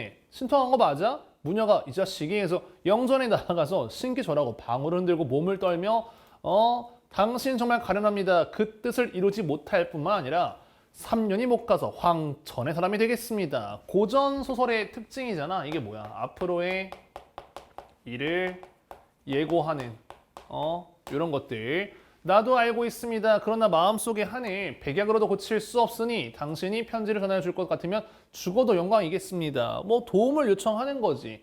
비천한 무녀이기에 부르시지 않으면 감히 들어가지 못합니다. 그러나 진사님을 위해서 내가 한번 가보겠습니다. 편지를 갖고 궁에 들어가 전해주더이다. 그러니까 무녀가 되게 조력자 역할을 결국에는 한 거지. 제가 방으로 들어와 뜯어보니 한번 눈으로 연을 맺은 후 마음은 들뜨고 넋이 나가 마음을 진정치 못하고 성 쪽을 향하여 매양 애를 태웠지요. 이전에 벽 사이로 전해진 편지를 해서 잊을 수 없는 오금을 환경히 받아들고 다 펴지 못해서 가슴이 메고 읽기를 반도 못해 눈물이 떨어져 글자를 적시기에 능히 다 못 봤다. 잠도 못 자겠다. 못 먹겠다. 온갖 약이 효험에다 죽을 것 같다. 진짜 그냥 읽을 필요가 있나 싶을 정도. 소원은 조용히 그냥 죽는 건데 하늘이 불쌍히 여기시고 신께서도 진짜 한 번만 원한을 풀게 해주신다면 나 몸 부수고 뼈 갈아서라도 죄를 지내겠다. 무슨 말을 하겠냐. 얘를 갖추지 못하고 삼가 부스러나이다. 그러니까 너 보고 싶어 죽겠으니까 죽기 전에 한 번만 보고 싶다. 난리 연병 부르스하는 거다. 중략 이후에 뭐라 그래. 오늘 저녁에 슬퍼한 것은 대군이 돌아가시자 고궁의 주인이 없고 까마귀앗을 슬피 울고 사람의 시가 이르지 않으므로 그리했을 뿐입니다. 그러니까 자기가 저녁에 슬퍼한 게 뭔가 이제 대군이 죽고 나서 이 궁에 아무도 없고 뭔가 좀 쓸쓸하고 황량해서 그랬던 거래. 게다가 병화를 겪은 후로 아름답고 빛나던 집이 재가 되고 담이 모두 무너지고 섬돌 위에 피어있는 꽃만이 향기만 발하고 뜰에는 풀만 깔려 빛을 자랑할 뿐이니 그래 옛날의 모습이 이제 바뀌지 않았다지만 인간사 변화가 일어나고 다시 옛일을 생각하니 어찌 슬프지 아니하겠습니까? 뭔가 이 궁궐이 다 뭔가 변하고 마탱이 가고 꽃만 남아있고 해가지고 약간 그거에 대한 슬픔을 느꼈대. 그러면 그들은 천상계 사람입니까? 우리들은 본래 천상선인입니다. 완전 뭐 고전 소설스러운 설정인 거지. 뭐라 써있냐. 원래 옥황상제를 모시다가 하루는 제가 몰래 복숭아를 따서 운영과 같이 먹고 발각되고 김진사가 먹었다 걸린 거지. 속세에 적강했다는 건 적강 모티프네. 그치? 인간의 괴로움을 막 겪다가 그런 막 그리움과 힘듦과 고난과 이런 역경 겪다가 상제가 전에 이 잘못을 용서하시사 다시 올라왔다. 복귀했다. 상제를 모시게 됐다. 그래서 돌아가는 때를 타서 바람의 수레를 타고 다시 진세에 옛날 놀던 곳을 찾아왔을 뿐입니다. 잠깐 왔을 뿐이다. 눈물을 흘리면서 말했다. 자, 뭐라 했냐. 바다가 마르고 어쩌고 우리는 우리의 정은 사라지지 않을 거다. 오늘 유영 너랑 만나 따뜻한 정을 나누었으니 속세 인연이 없으면 어찌 얻을 수 있겠습니까? 이 우리 원고를 거두어 가가지고 웃음거리가 되지 않도록 영원히 전해주시면 다행으로 생각하겠습니다. 그러니까 우리 얘기 좀 전해달라 이런 얘기하고 시를 막 읊은 거지. 꽃진 궁중에 제비 참새 날고 봄빛 예화 같은데 주인은 없구나. 대구는 없어. 다른 차 가운데 어쩌고. 아무튼 뭐 되게 인생 무상 같은 그런 얘기하는 것 같아. 운영은 뭐라 그러냐. 고금 버들꽃 새로운 봄빛 띄고 호화로운 옛날이 다 꿈만 찾아오네. 그러니까 이 옛날 그 속세에서의 옛날이 꿈만 찾아온다. 오늘 저녁 옛 자취를 찾아보니 슬프다. 뭔가 그런 게 다 사라지고 없어졌다. 그래서 유영도 취해서 잠깐 누워있다가 산새소리에 깨어났다. 그래서 뭐 새벽비는 창망한데 잘 살펴보아도 사람은 없고 책자만 남아있었대. 그러니까 이게 완전 허황된 일은 아니었다는 거지. 책이 남아있었고 이런 천상계의 책을 거두어 가지고 돌아왔고 망연자실하고 뭐 밥도 못 먹겠고 하다가 아무튼 뭐 돌아다니다가 마침 바를 알 수 없다고 한다. 뭐 작품 자체가 뭐 쓸데없이 길고 설명할 게 딱히 없어. 그래서 가장 마지막에다 배치를 했고요. 자, 문제도 한번 볼게. 1번 선지 불행 막을 수 있는 법 그런 거 없는데 너 3년 뒤에 뭐 쉽지 않을 거다 이런 얘기잖아. 2번 선지 바로 정답이잖아. 너무 쉽네. 천상계에서 죄를 지어서 적강하는 모티프. 기억부터 디귿에 대한 설명인 건데 극단적 표현을 활용해서 내 소망이 이루어지리라는 믿음? 애초에 그런 믿음 자체가 못 봤던 것 같거든. 근데 기억이 내 기억이 맞다면 지 뭐 몸 박살나고 뭐 그런 내용 아니었냐? 자기 몸 박살나고 이런 것들. 자 어딨어 기억 어디 갔냐? 기억 보면은 뭐 예상대로 편지 그래 편지에 써 있는 내용이잖아, 그렇지? 한 번만 원한을 풀게 해준다면 자기 몸 박살나고 뼈를 갈아서라도 믿음이 아니야. 애초에 1번 바로 정답 2, 3, 4, 5 넘어가고 그 집에 대한 이해 1번 선지 문영의 부탁 뭔 부탁 뭘 들어줘 그런 거 없어. 2번 선지 편지를 그 집에서 받은 거는 아니야. 3번 선지가 정답이 되겠네. 너 3년 안에 뭐 죽을 거다 이런 얘기하는 거 3번 정답이네. 그치? 앞으로 일을 예고하는 거. 자, 다음 보기 문제. 요 문제가 그나마 좀 볼만하거든. 일반적인 고소에서 이야기 밖의 서술자가 전지적 위치에서 등장인물의 심리까지 상세히 서술하는 것과는 달리 이 작품의 일부에서는 등장인물이 서술자가 되어 이야기를 서술하기도 한다. 아까 이제 운영이가 서술자가 돼서 지 얘기를 막 하잖아. 하지만 자신이 아닌 다른 인물의 내면을 서술하는 것과 같이 완전한 1인칭 서술을 보기 어려운 부분도 존재한다. 그러니까 애초에 이제 전지적 작가스러운 부분이 뭐 있다 뭐 이런 얘기. 그래서 서술자 영향을 줄이고 서술 대상의 감정을 직접 드러내는 편지와 같은 장치로 분위기가 형성되기도 한다. 뭐 그런 장면이 있어. 편지 내용도 있었지. A, B, C가 있대. 유형의 현실, 대화, 꿈속에서 그치? C, 리얼 과거. 1번 선지 쓸쓸한 마음과 마침발을 알 수 없는 행적이 서술된 것. 전지적 위치 서술자가 쓴 거 맞잖아. 2번 선지는 어떠냐? 유영과 대화를 하며 눈물을 흘리는 김진사의 모습. 이게 운영이 서술자가 돼가지고 관찰한 장면을 직접 서술한 거야. 자, 이 B 부분 좀 보면은 B에서 김진사가 유영이랑 얘기하다가 눈물을 흘리는 장면이 어디 있었냐? 되게 중략 뒤였던 것 같은데, 그치? 중략 뒷부분이었고, 얘들아 이게 밑줄 친 니은에서 좀 올라오다 보면은 김진사가 말하고는 눈물을 흘리며 운영의 손을 잡고 말했다. 운영의 손을 잡고 말했다. 운영이가 자기가 관찰한 장면인데 왜 운영이 손을 잡는다고 했겠냐고. 2번 선지가 바로 정답이 되겠다. 3, 4, 5 넘어가도 되지 않겠니? 그치? 따로 뭐 애매했던 선지는 없는 것 같아. 자, 문학 여기까지가 끝이고요. 바로 이제 비문학을 보도록 하겠습니다.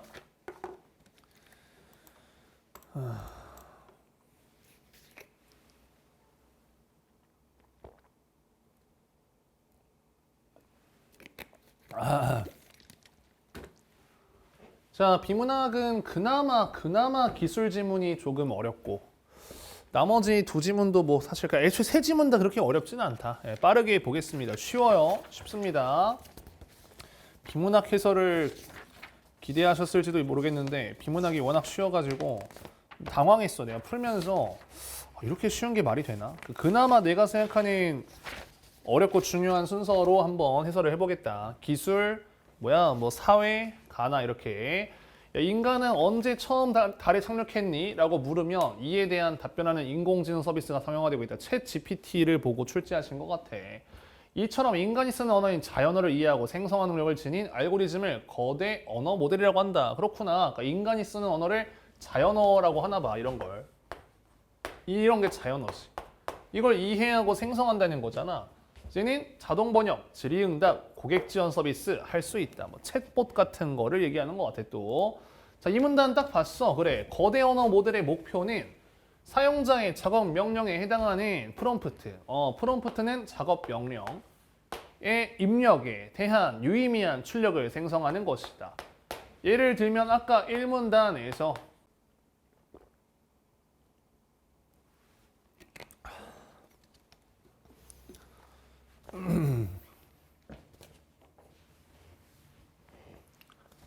자, 비문학 보겠습니다. 자, 비문학도 이제 좀 중요한 거부터 볼게요. 일단 제 생각에는 솔직히 셋 다 그렇게 어렵지는 않은데 그나마 기술이 좀 난해하게 느껴졌을 수도 있어가지고 기술부터 한번 보겠습니다. 자, 볼게요. 먼저 비문학. 자, 인간은 언제 처음 달에 착륙했는가라고 물으면 이에 대한 답변하는 인공지능 서비스가 상용화되고 있다. 뭐 챗GPT 같은 거 얘기하는 것 같아. 그래서 이처럼 인간이 쓰는 언어인 자연어. 그러니까 이런 게 자연어일 거 아니야. 를 이해하고 생성화 능력을 지닌 알고리즘을 거대 언어 모델이라고 한다. 거대 언어 모델은 자동 번역이나 질의응답, 고객 지원 서비스와 같은 작업을 수행할 수 있다. 뭐 챗봇 같은 것도 요새는 이제 인공지능이 한단 말이지. 그치? 그래서 이 문단 봤어. 거대 언어 모델의 목표는 사용자의 작업 명령에 해당하는 프롬프트의 입력에 대한 유의미한 출력을 생성하는 것이다. 1문단 내용을 활용해서 읽으면 예를 들면 아까 전에 나왔잖아. 인간은 달에 언제 착륙함? 이렇게 이제 작업 명령을 하면은 그거에 대해서 유의미한 출력을 생성하는 것이 이런 거대 언어 모델의 목표겠네. 그래서 이 작업을 수행하기 위해서 거대 언어 모델은 먼저 인터넷 사이트나 온라인 문서 등 광범위한 언어 데이터를 일단 수집하고 이해하는 학습 과정을 거친대. 그래서 학습 과정의 전처리 단계에서는 뭘 하느냐? 수집한 데이터 중에 오류가 있는 부분은 필터링을 해. 오류는 다 버려. 남은 데이터의 문장들은 토큰이라는 작은 단위로 쪼개. 그래서 약간 이미지로 생각을 했거든. 뭔가 이제 남은 문장들을 토큰이라는 단위로 뭔가를 쪼갠다. 토큰 이런 느낌. 또한 이 단계 각각의 토큰은 컴퓨터가 인식할 수 있는 벡터로 수치화한다. 얘가 벡터로 수치화, 벡터. 그러니까 사실 이제 수집한 문장들은 어쨌든 인간의 언어로 써 있을 거 아니야. 그걸 이제 벡터로 뭔가 변환을 하는 임베딩을 거친다는 거네요. 임베딩을 거친다. 임베딩. 이때 토큰들 간의 상호 간의 관계를 파악해서 각각의 토큰에 부합하는 벡터를 추출하게 된대. 그러니까 임베딩 할 때 그냥 벡터를 추출하는 게 아니라 토큰들 간의 관계를 또 고려해가지고 벡터를 추출한다는 거네. 그래서 벡터는 각 토큰의 의미 정보는 물론이고 토큰들 간의 의미 관계까지 반영할 수 있대. 뭐 그렇겠지. 상호 간의 관계를 파악해서 하니까 의미 관계도 반영을 할 수가 있겠네. 오케이. 벡터에는 그러면 이제 이런 벡터라 치면 이 토큰의 의미는 물론이고 아까 얘기했던 이런 관계도 관계도 고려한다 했으니까 임베딩 할 때 당연히 관계도 반영하는 방식으로 값이 매겨지겠네. 이런 식으로 이제 토큰을 이제 만든다. 그래서 이제 그 다음 문단을 보면은 다음으로 전 처리 단계에서 추출한 입력 데이터로부터 출력 데이터를 생성하는 사전학습이 진행된다. 오케이. 전 처리 다음에 사전학습이 진행이 되는 것 같거든. 이제 뭐 하는 거냐? 이는 주어진 텍스트에서 일부분을 제거하고 이를 마치게 하거나 문장의 일부를 주고 나서 그 다음에 올 단어를 예측하게 하는 등 다양한 방식으로 수행이 된대. 뭐 어려운 말은 아니잖아, 그치? 어려운 말은 아니야. 이것이 반복 수행된다면 당연히 문장의 패턴도 학습할 수 있을 것이고 뭐 문법이나 이런 것도 다 이해할 수 있겠네. 근데 이때 학습은 딱히 정답은 주진 않는데 뭐 그렇구나 했어. 또한 자연어와 최대한 가까운 출력이 생성될 수 있도록 가중치 등의 매개 변수를 조정하며 진행된다. 그러니까 그냥 진행하는 게 아니라 뭔가 자연어랑 최대한 가깝게 나올 수 있게 이런 얘의 매개 변수, 얘가 매개 변수니까 얘를 뭔가 조정하면서 진행이 된다는 건데 가중치가 뭔데요? 입력된 각 데이터 혹은 데이터들 간 연결의 중요도를 나타내는 값이래. 오케이, 그럼 데이터의 중요도, 연결의 중요도 학습이 시작될 때마다 처음에는 무작위로 초기화된 상태로 시작을 하나 봐. 일단 초기화해서 시작을 하고 학습하면서 가중치가 점점 갱신이 된다는 거네. 앞에서 얘기한 이 가중치라는 매개 변수의 조정이 뒤에서 얘기한 갱신이랑 같은 말로 봐야 되지 않을까. 이 가중치를 활용하지 않으면 그냥 모든 데이터에 대해서 동일한 학습 과정을 거치게 되기 때문에 가중치의 조정은 언어의 의미와 패턴을 인식하기 위해서 필수적이래. 약간 좀 문장이 불친절하긴 한데 나 같은 경우는 어떻게 생각했냐면은 결국엔 어떤 이 입력된 데이터의 중요도를 고려하는 거잖아. 그러니까 가중치라는 게 결국 중요도니까 학습을 할 때 중요한 데이터의 좀 더 가중치를 높여가면서 학습을 해야 좀 더 이 성능이 좋아지지 않을까라고 생각했거든. 그러니까 가중 조정 안 하고 그냥 마구잡이로 해버리면은 좀 안 되지 않을까. 자, 읽어보면 이제 거대 언어 모델에서 매개 변수의 개수는 가중치의 개수는 무수히 많은데 모델의 규모가 커질수록 매개 변수의 개수도 많아진대. 뭐 하여튼 많은데 더 많아져. 더 복잡하고 정교한 언어 처리가 가능해진대. 그럴 것 같긴 해. 근데 너무 많아지면 학습 오래 걸려. 학습된 데이터에만 과도하게 적합하여 새로운 데이터에 대한 대응력이 떨어지는 과적한 문제가 발생할 수도 있대. 왠지는 좀 잘 납득이 안 가긴 해. 이게 막 친절한 느낌은 아니라서 그냥 수용하는 느낌으로도 갔어야 될 것 같긴 하거든. 아무튼 모델의 규모랑 성능을 모두 고려해서 최적의 매개변수 설정하는 필요하다. 그러니까 아무튼 이게 매개변수가 많아서 좋은 점도 있지만 단점도 있기 때문에 적당하게 매개변수가 있는 모델을 만드는 게 중요하다. 이런 말을 하는 것 같아. 그래서 사전학습이 드디어 완료가 됐어. 그러니까 사전학습이 중간에서 얘기한 뭐 가중치 갱신하고 막 자꾸 언어 막 일부분 제거하고 마치게 하고 뭐 예측하고 이런 거 계속 하는 거잖아. 문법 배워가면서. 자, 완료되면은 특정 작업을 수행하는데 더 전문적인 역량을 발휘하도록 미세 조정 단계가 진행된대. 법률보험 의료 서비스를 제공한다면은 해당 분야의 전문 용어나 지식과 관련된 데이터를 추가적 학습을 시켜야 된다네. 플러스 알파의 느낌이거든. 이때에는 입력에 대한 정답을 함께 제공해서 반복식 학습시키는 지도학습이 주로 이루어진대. 그러니까 아까 전에 사전학습할 때는 비지도였는데 이렇게 뭔가 추가적으로 이제 미세 조정 단계에서는 지도 학습을 한다는 거네. 그 과정에서 매개 변수인 가중치가 조금 새롭게 조정이 된다고 하네.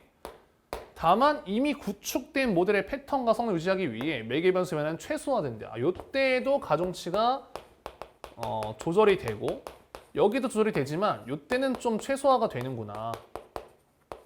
결국 이렇게 보이는 만큼 연결해서 읽었으면 돼. 그러니까 이 지문이 어렵게 느껴졌을 만한 이유가 뭐냐면 산문단 자체가 뭐 예시도 없어. 예시도 없이 그냥 A면 B임, B면 C임, C면 D임 뭐 이런 느낌으로 글을 써주셨단 말이야. 그러면은 우리는 그냥 그만큼만 이해해도 문제를 풀 수 있다는 거거든. 예시를 주면서 이게 뭐 가중치를 뭐 어떻게 한다는 건지 입력 데이터 자체가 뭐 벡터인 건지 아니면 그냥 언어 데이터를 입력시키는 건지 뭐 이런 말이 없기 때문에 불친절하면 불친절한 대로 부담을 가질 필요는 사실 없어. 이런 질문은 내가 어차피 할 수 있는 게 되게 제한돼 있고 그러면 문제의 수준도 높게 나오기가 어려워. 이 지문처럼 딱히 막 어려워 보이지만 이해를 할 만한 재료가 없는 지문은 어차피 문제도 그냥 되게 단순해. 봐봐. 1번 선지 봐봐. 윗글을 읽은 방법이야. 뭐 무슨 일치 문제도 아니거든. 거대 언어 모델의 목표가 뭐냐? 뭐 인간의 자연을 이해하고 생성하는 능력을 만드는 거겠지. 프롬프트 입력 출력하는 거겠지. 2번 선지 학습 과정 나와 있었어. 데이터 수집 선행되는 거 맞아. 수집 선행돼. 3번 선지 규모와 성능. 규모가 성능에 미친 영향도 그치? 규모가 이제 크면 성능이 뭐 좋긴 하겠지만 아무래도 이제 뭐 매개 변수가 이제 많아지면서 복잡해지면서 뭐 어쩌고 저쩌고 이런 얘기들 규모랑 성능을 좀 그치 따져줬어야 된다. 그러니까 규모가 이제 커지면 성능이 좋긴 한데 좀 단점도 있다 이런 느낌이겠지. 4번 선지 토큰 벡터 맞잖아. 왜 수치화해야 돼? 컴퓨터가 이해해야 되니까. 5번 선지 어떠니? 미세 조정 단계가 과적합을 해결할 수 있어? 과적합 해결이 안 돼. 5번 쉽게 정답이고.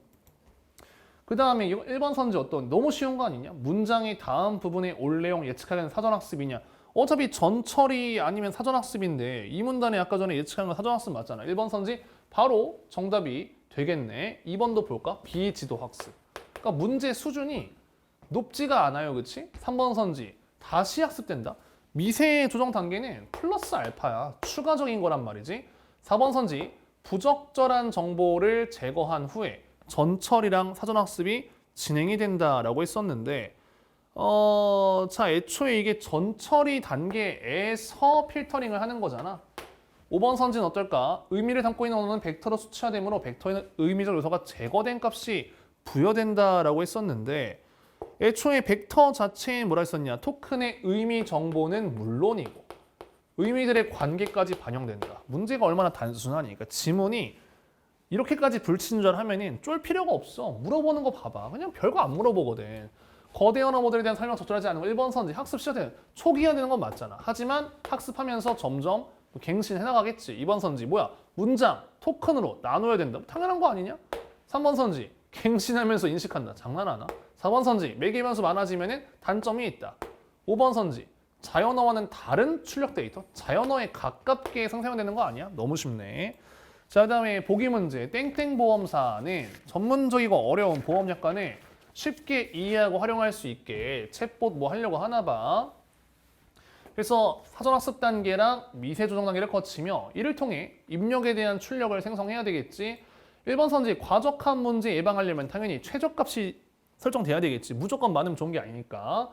2번 선지 전처리 단계에서 인비딩 거친 A를 통해 B가 생성. 뭐 당연한 거 아니야? 당연한 거? 가 뭐야? 그치? 사전학습에서 미세 조정 사전학습 단계에서 사전학습에서 인베딩 하는 거 맞잖아. 전처리하고 인베딩 하는 거 맞잖아. 3번 선지 어떠냐? 가의 학습 과정, 자연어랑 유사한 출력을 생성하기 위해 가중치는 계속 갱신돼야 되는 게 맞고.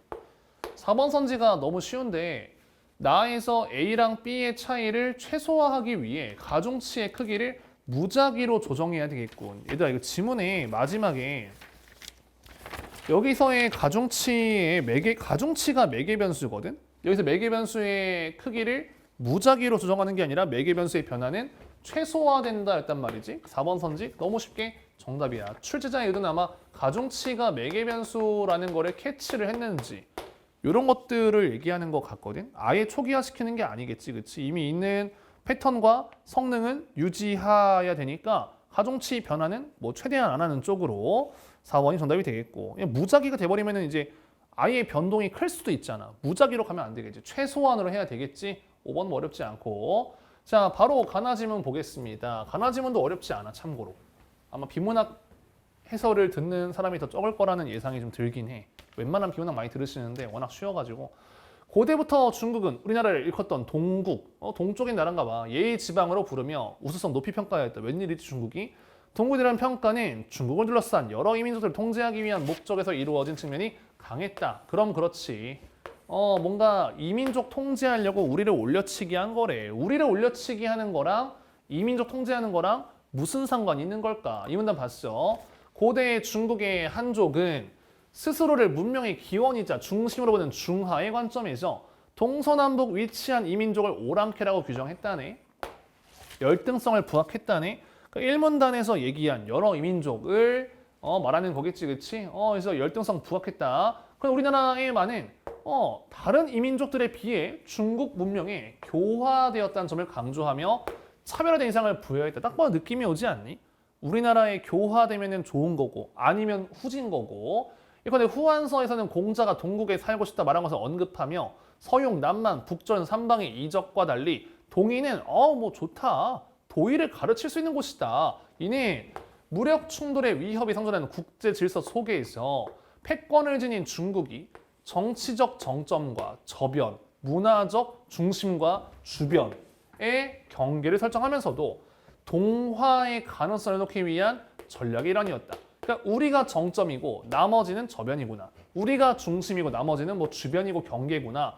그치만 봐봐. 연결해서 이해하자면 결국에는 교화가 됐으면 좋은 거니까 이민족들 너네도 우리랑 문화적 동화를 하면은 우리가 뭐 좋게 보지 않겠느냐. 뭐 이런 식의 거. 동화가 됐으면 좋은 거, 안 됐으면 구린 거.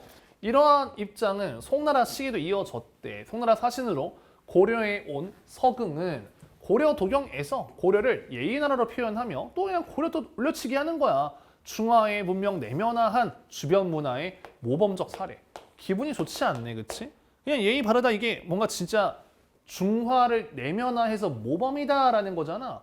그러니까 중화와 오랑캐, 위계 질서, 화, 이의 구분을 중시하는 전통적 입장을 확장해서 서긍은 고려에서 야 군신상하 사회적 이해가 잘 잡혀있더라. 이게 예의의 기본이지. 근데 이는 사실 사회적 위계 질서에 자발적 순응하는 고려의 문화가 정치적 정점에 있는 중국한테로 연결될 수 있지 않을까 하는 기대.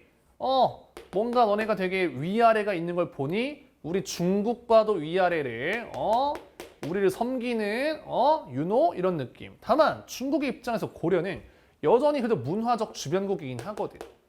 민간 풍습에서 야 이런 건 좀 어긋나지 이러면서 다른 거는 누습 패속이지 지적하고.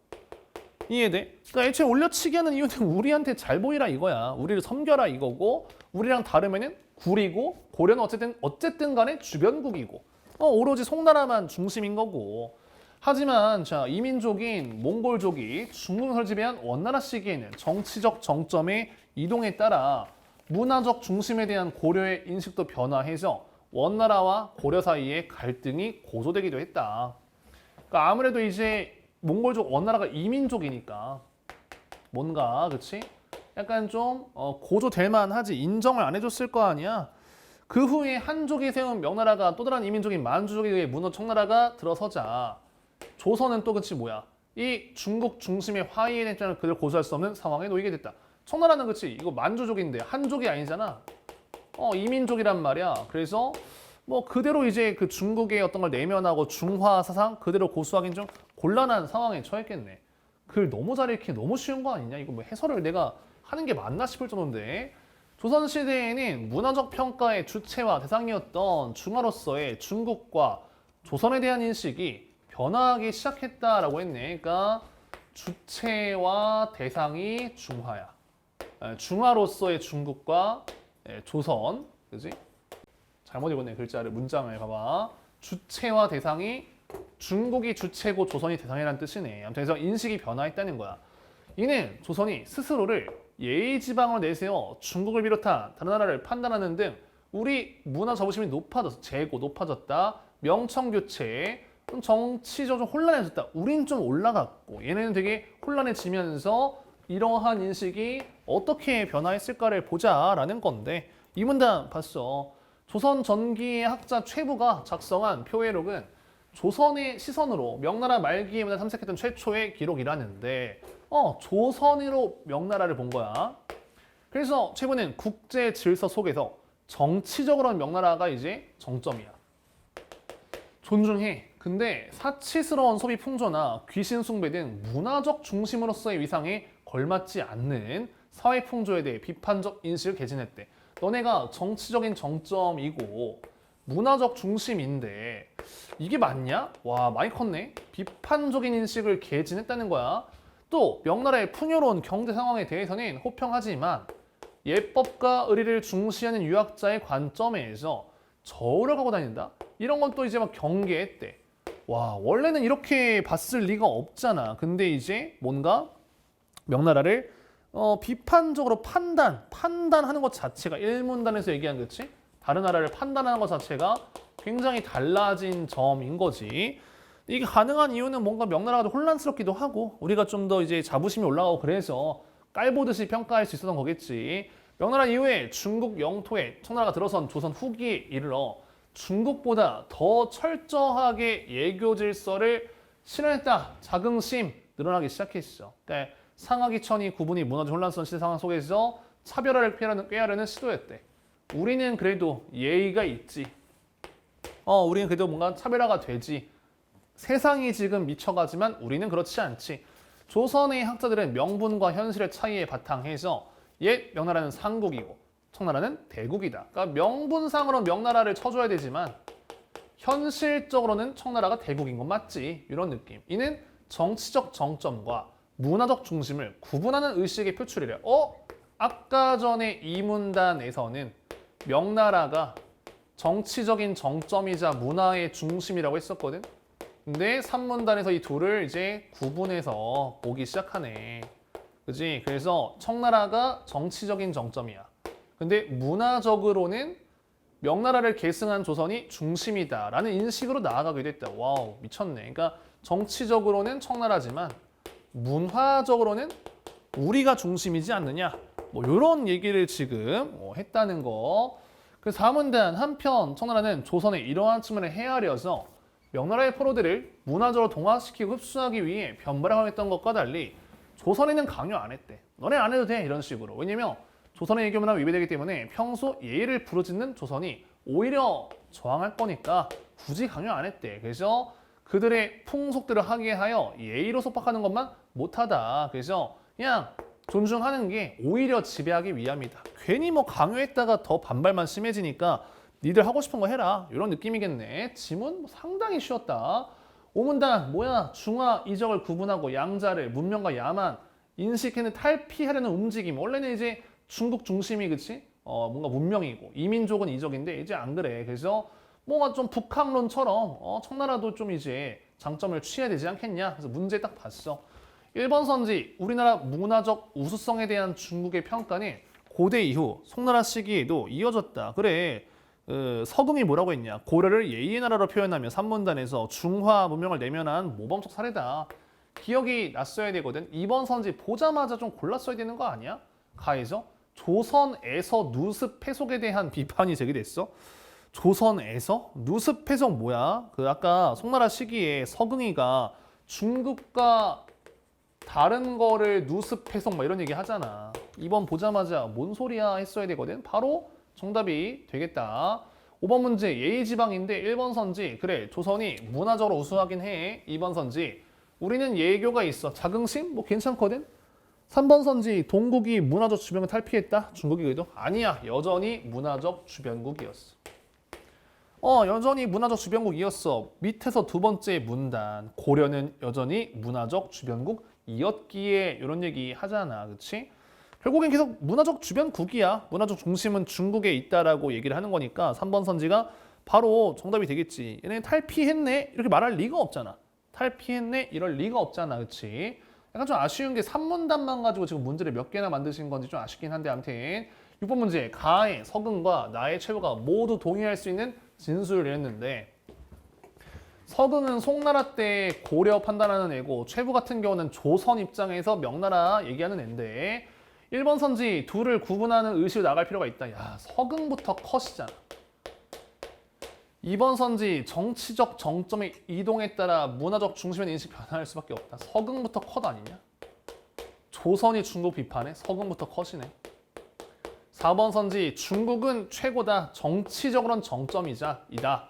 최부 같은 경우에도 그치? 이건 당연히 이제 얘는 서근은 맞고 최부 같은 경우에도 뭐라고 했냐? 최부가 명나라 얘기하면서 정치적 정점이면서 문화적 정점이라고 했잖아. 4번 바로 정답이네. 뭐 일부러 쉽게 내신 것 같아.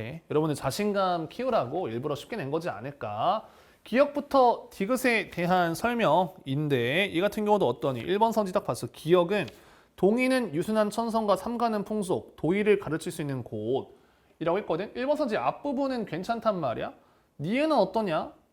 사회적 위계 질서에 자발적 순응하는 고려의 문화. 그러니까 화의의 구분을 중시하는 태도를 강화하고 중화 문명의 내면화가 활발해질 것이라는 기대. 그러니까 결국 이 뜻이 뭐야? 중국에 더 뭔가 순종하고, 더 뭔가 내면화하고, 더 말 잘 듣고, 결국에는 이 중국 중심, 그러니까 한족 중심. 우리가 화고 나머지는 이 활발해질 거라는 기대라고 봐야 되는 거 아니야? 그래서 1번 선지가 너무 쉽게 정답이 되지 않겠느냐. 그치. 애초에 나머지 선지도 어렵지 않거든. 2번 선지 좀 볼까? 2번 선지도 경계를 허물려는 걸 중국이 왜 허물어? 이거 뭐하러 허물어? 주변이랑 중심 뭐하러 허무니? 3번 선지 어떨까? 정치적 정점보다 문화가 된다. 둘 다 정점이야. 이 당시 중국은 둘 다. 4번 선지 어떨까? 앞부분은 뭐 괜찮을지 모르겠는데 디귿은 정치랑 더불어 문화도 우위에 있다? 그럴 리가 있겠냐? 디귿에서. 그리고 문화적으로는 좀 뭐 좋다는 건데 정치적 측면과 더불어 일 리는 없잖아. 5번 선지 어떨까? 니은은 이 민족이 중국 영토를 지배한 상황에서 기존의 위계 질서가 흔들리지 않았으면 좋겠어. 이 민족이 중국 영토 지배했어? 송나라식이 아니야? 송나라식이? 이미 앞부분 틀렸네. 뭔 개소리냐? 너무 쉬운데. 자, 8번 문제. 윗글의 주제와 관련된 학설의 견해이다. 윗글의 학생이 보기에 대해 보인 반응. 가 같은 경우는 어떠냐? 자, 상나라 사람이 동국으로 갔다. 그래서 동국은 유순하고 삼가는 것이 풍속이 되었다. 야, 이거 중국에서 이동해서 간 거라 걔네는 다 유순하다.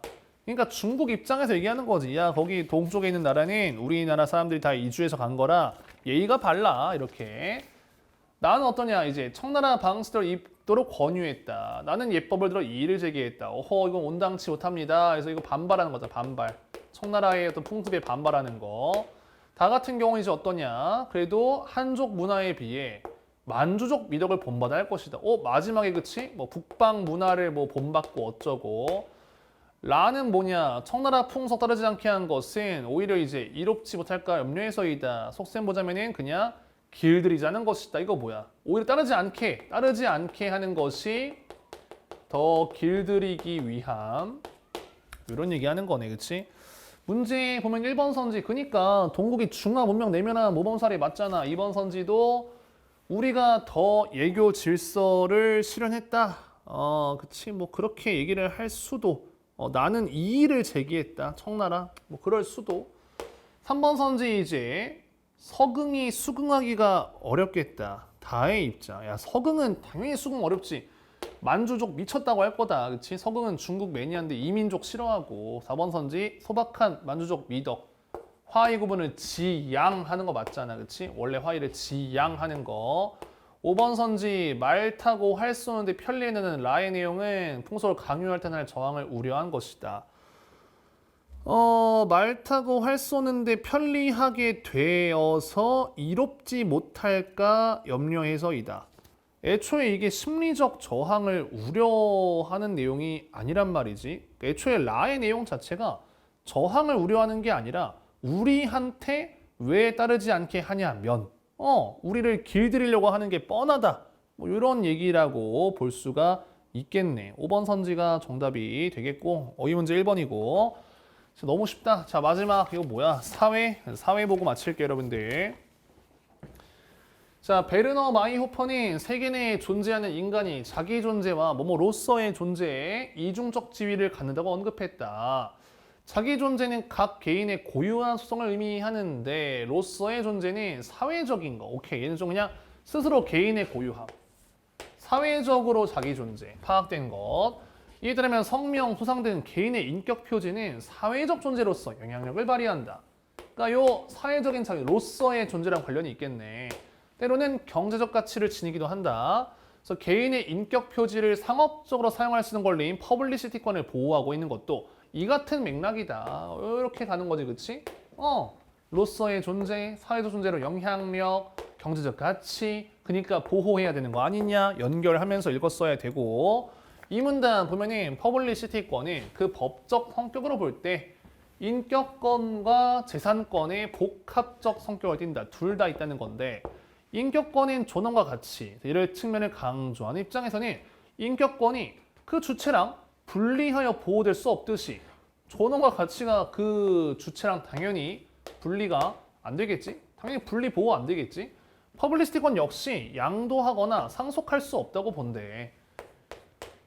그렇지. 그러니까 애초에 이게 봐봐. 퍼블리시티권의 성격이 인격권과 재산권의 복합적 성격인데 얘가 이 분리가 안 되니까 그러면 얘도 분리가 안 되니까 양도나 상속이 안 된다는 거네. 근데 또 어쨌든 이런 측면도 있으니까 얘는 뭐 경제적 가치를 위해서인 건데 아니 뭐 충분히 뭐 분리하고 양도하고 상속해도 괜찮지 않냐? 둘이 이제 복합적이다 보니까 어떤 측면을 중시하느냐에 따라서 다르게 볼 수도 있겠네. 산문단 그래서 우리나라에서는 퍼블리시티권을 독립적으로 법제하고 있지는 않아. 따로 법이 있지는 않대. 부정한 경쟁으로 타인의 영업상 이익을 해치는 행위를 규율하는 법인 부정경쟁방지법에 관련 규정을 두고 있대. 따로 법이 있지는 않고 이런 어떤 다른 규정을 두고 있다.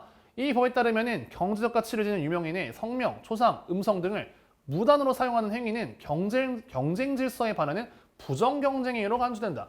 안 된다는 거잖아. 쉽게 얘기해서 그렇지? 퍼블리시티권 이거 안 돼. 경제적인 가치가 있다고 앞에서 얘기했었잖아. 그렇지?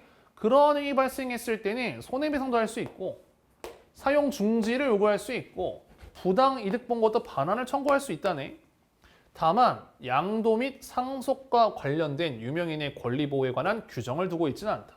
오, 양도 및 상속은 안 되네. 그치? 앞문단에서 뭐라고 했었냐? 앞문단에서 뭔가 이제 양도 상속 안 된다. 그러니까 인격권적인 측면을 좀 고려하나 보다라는 생각을 했으면 좋았겠지. 이 문단에서 인격권적인 측면을 양도 상속 안 된다 연결했어야 돼. 유기적으로.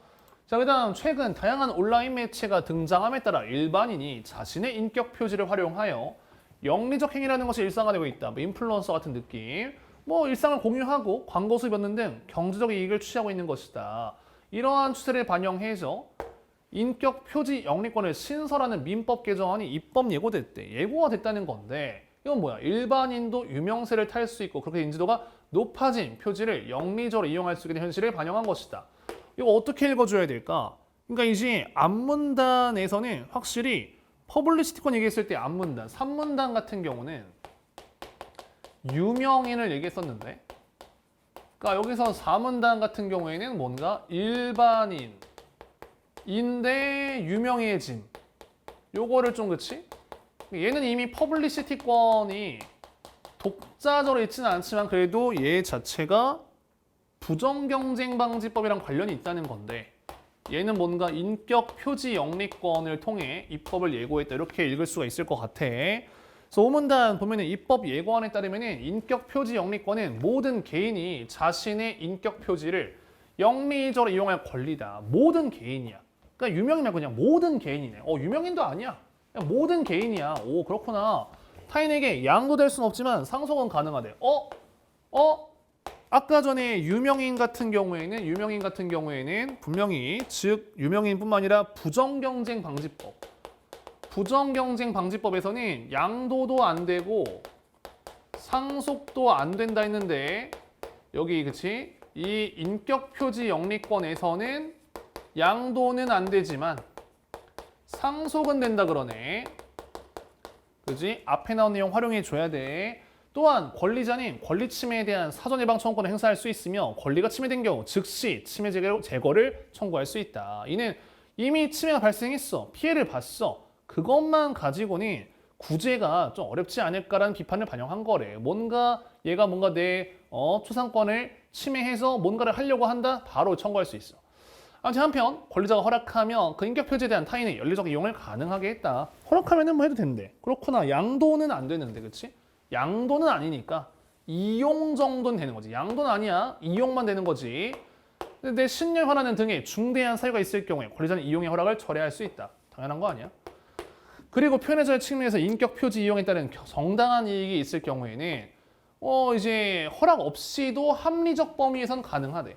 그러니까 원래는 허락을 해야 할 수 있는 건데 정당한 이익이 있으면은 뭐 괜찮다. 정당한 이익이 뭔지 모르겠지만 그래 표현의 자유 측면을 빼고 표현의 자유 측면에서 정당한 이익이 있으면 허락 안 해도 뭐 괜찮다고 하네.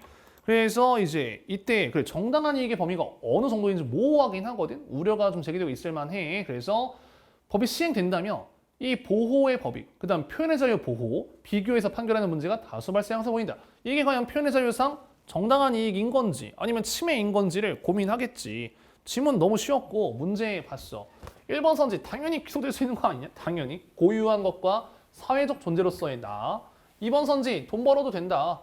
인플루언서 인정된단 말이지. 3번 선지 아까 뭐야? 퍼블리시티권 이런 것들 법 규정으로 따로 명시되어 있지는 않다 했잖아. 부정경쟁 방지의 규정을 활용한다 했잖아. 3번 정답이 4번 선지로서의 존재 너무 당연하고 5번도 특정할 수 없으면 당연히 해당되지 않겠지. 자, 그 다음 문제. 인격 표지 영리권. 권리자 보호 내용이 포함되어 있다. 그치? 바로 뭐 제거할 수 있다. 제거를 청구할 수 있다. 그치? 제거를 청구할 수 있다. 그 얘기하는 거고. 2번 선지. 상속인은 사망 후에 일정 기간 동안만 권리를 향유해야 된다. 상속은 인정했거든? 상속 인정했는데 30년 동안, 그렇지? 3번 선지는 어떠냐? 양도는 안 돼. 이용은 돼. 읽을 때 파악했어야 돼. 4번 선지, 정당한 이익이 있을 경우에도 권리자의 허락을 받아. 아니야, 허락 안 받아도 돼. 너무 쉽다. 4번이 정답이다. 그 다음에 12번, 기억니은 관련. 요 문제만 그나마 괜찮긴 한데 요 문제만 그나마. 화장품을 제조해 판매하는 회사 갑은 10년 전에 사망한 영화배우 을의 사진과 이름을 자사 화장품 광고에 무단 사용했다. 미친놈 아니냐? 또라이 아니야? 실제 살해냐 이거? 사망한 사람 사진을 지가 막 써. 한편 평범한 일상인인 병은 자신의 블로그에 갑에서 구입한 화장품에 대한 사용일을 쓰면서 얼굴 사진 올렸는데 이 사진도 무단 썼다. 미친 회사 미친 회사. 근데 뭐야? 읽을 때 우리 이거 구분했잖아. 유명인, 개인 구분해야 되고 유명인 같은 경우는 뭐였냐? 애초에 이거 상속 안 됐나 됐었나? 상속이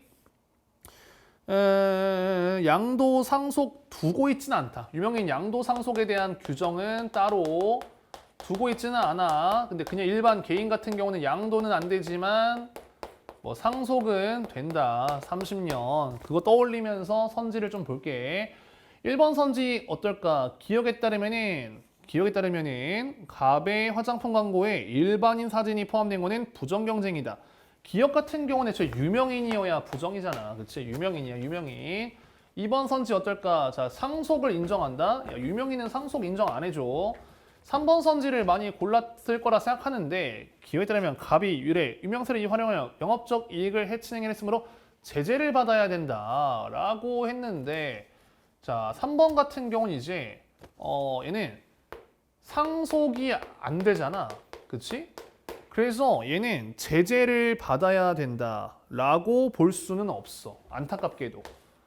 유명인의 이 권리가 양도나 상속에 대한 규정이 없기 때문에 돌아가셨으면은 상속에 대한 규정이 없어서 그거를 가지고 제재를 얘기할 수는 없다. 근데 4번 선지는 가능하다. 오히려 일반인이야. 오히려 일반인은 이제 뭐 일반인은 뭐 사실 상속 양도도 아니긴 하지만 아무튼 바로 해당하고 중지를 요구할 수 있다. 바로.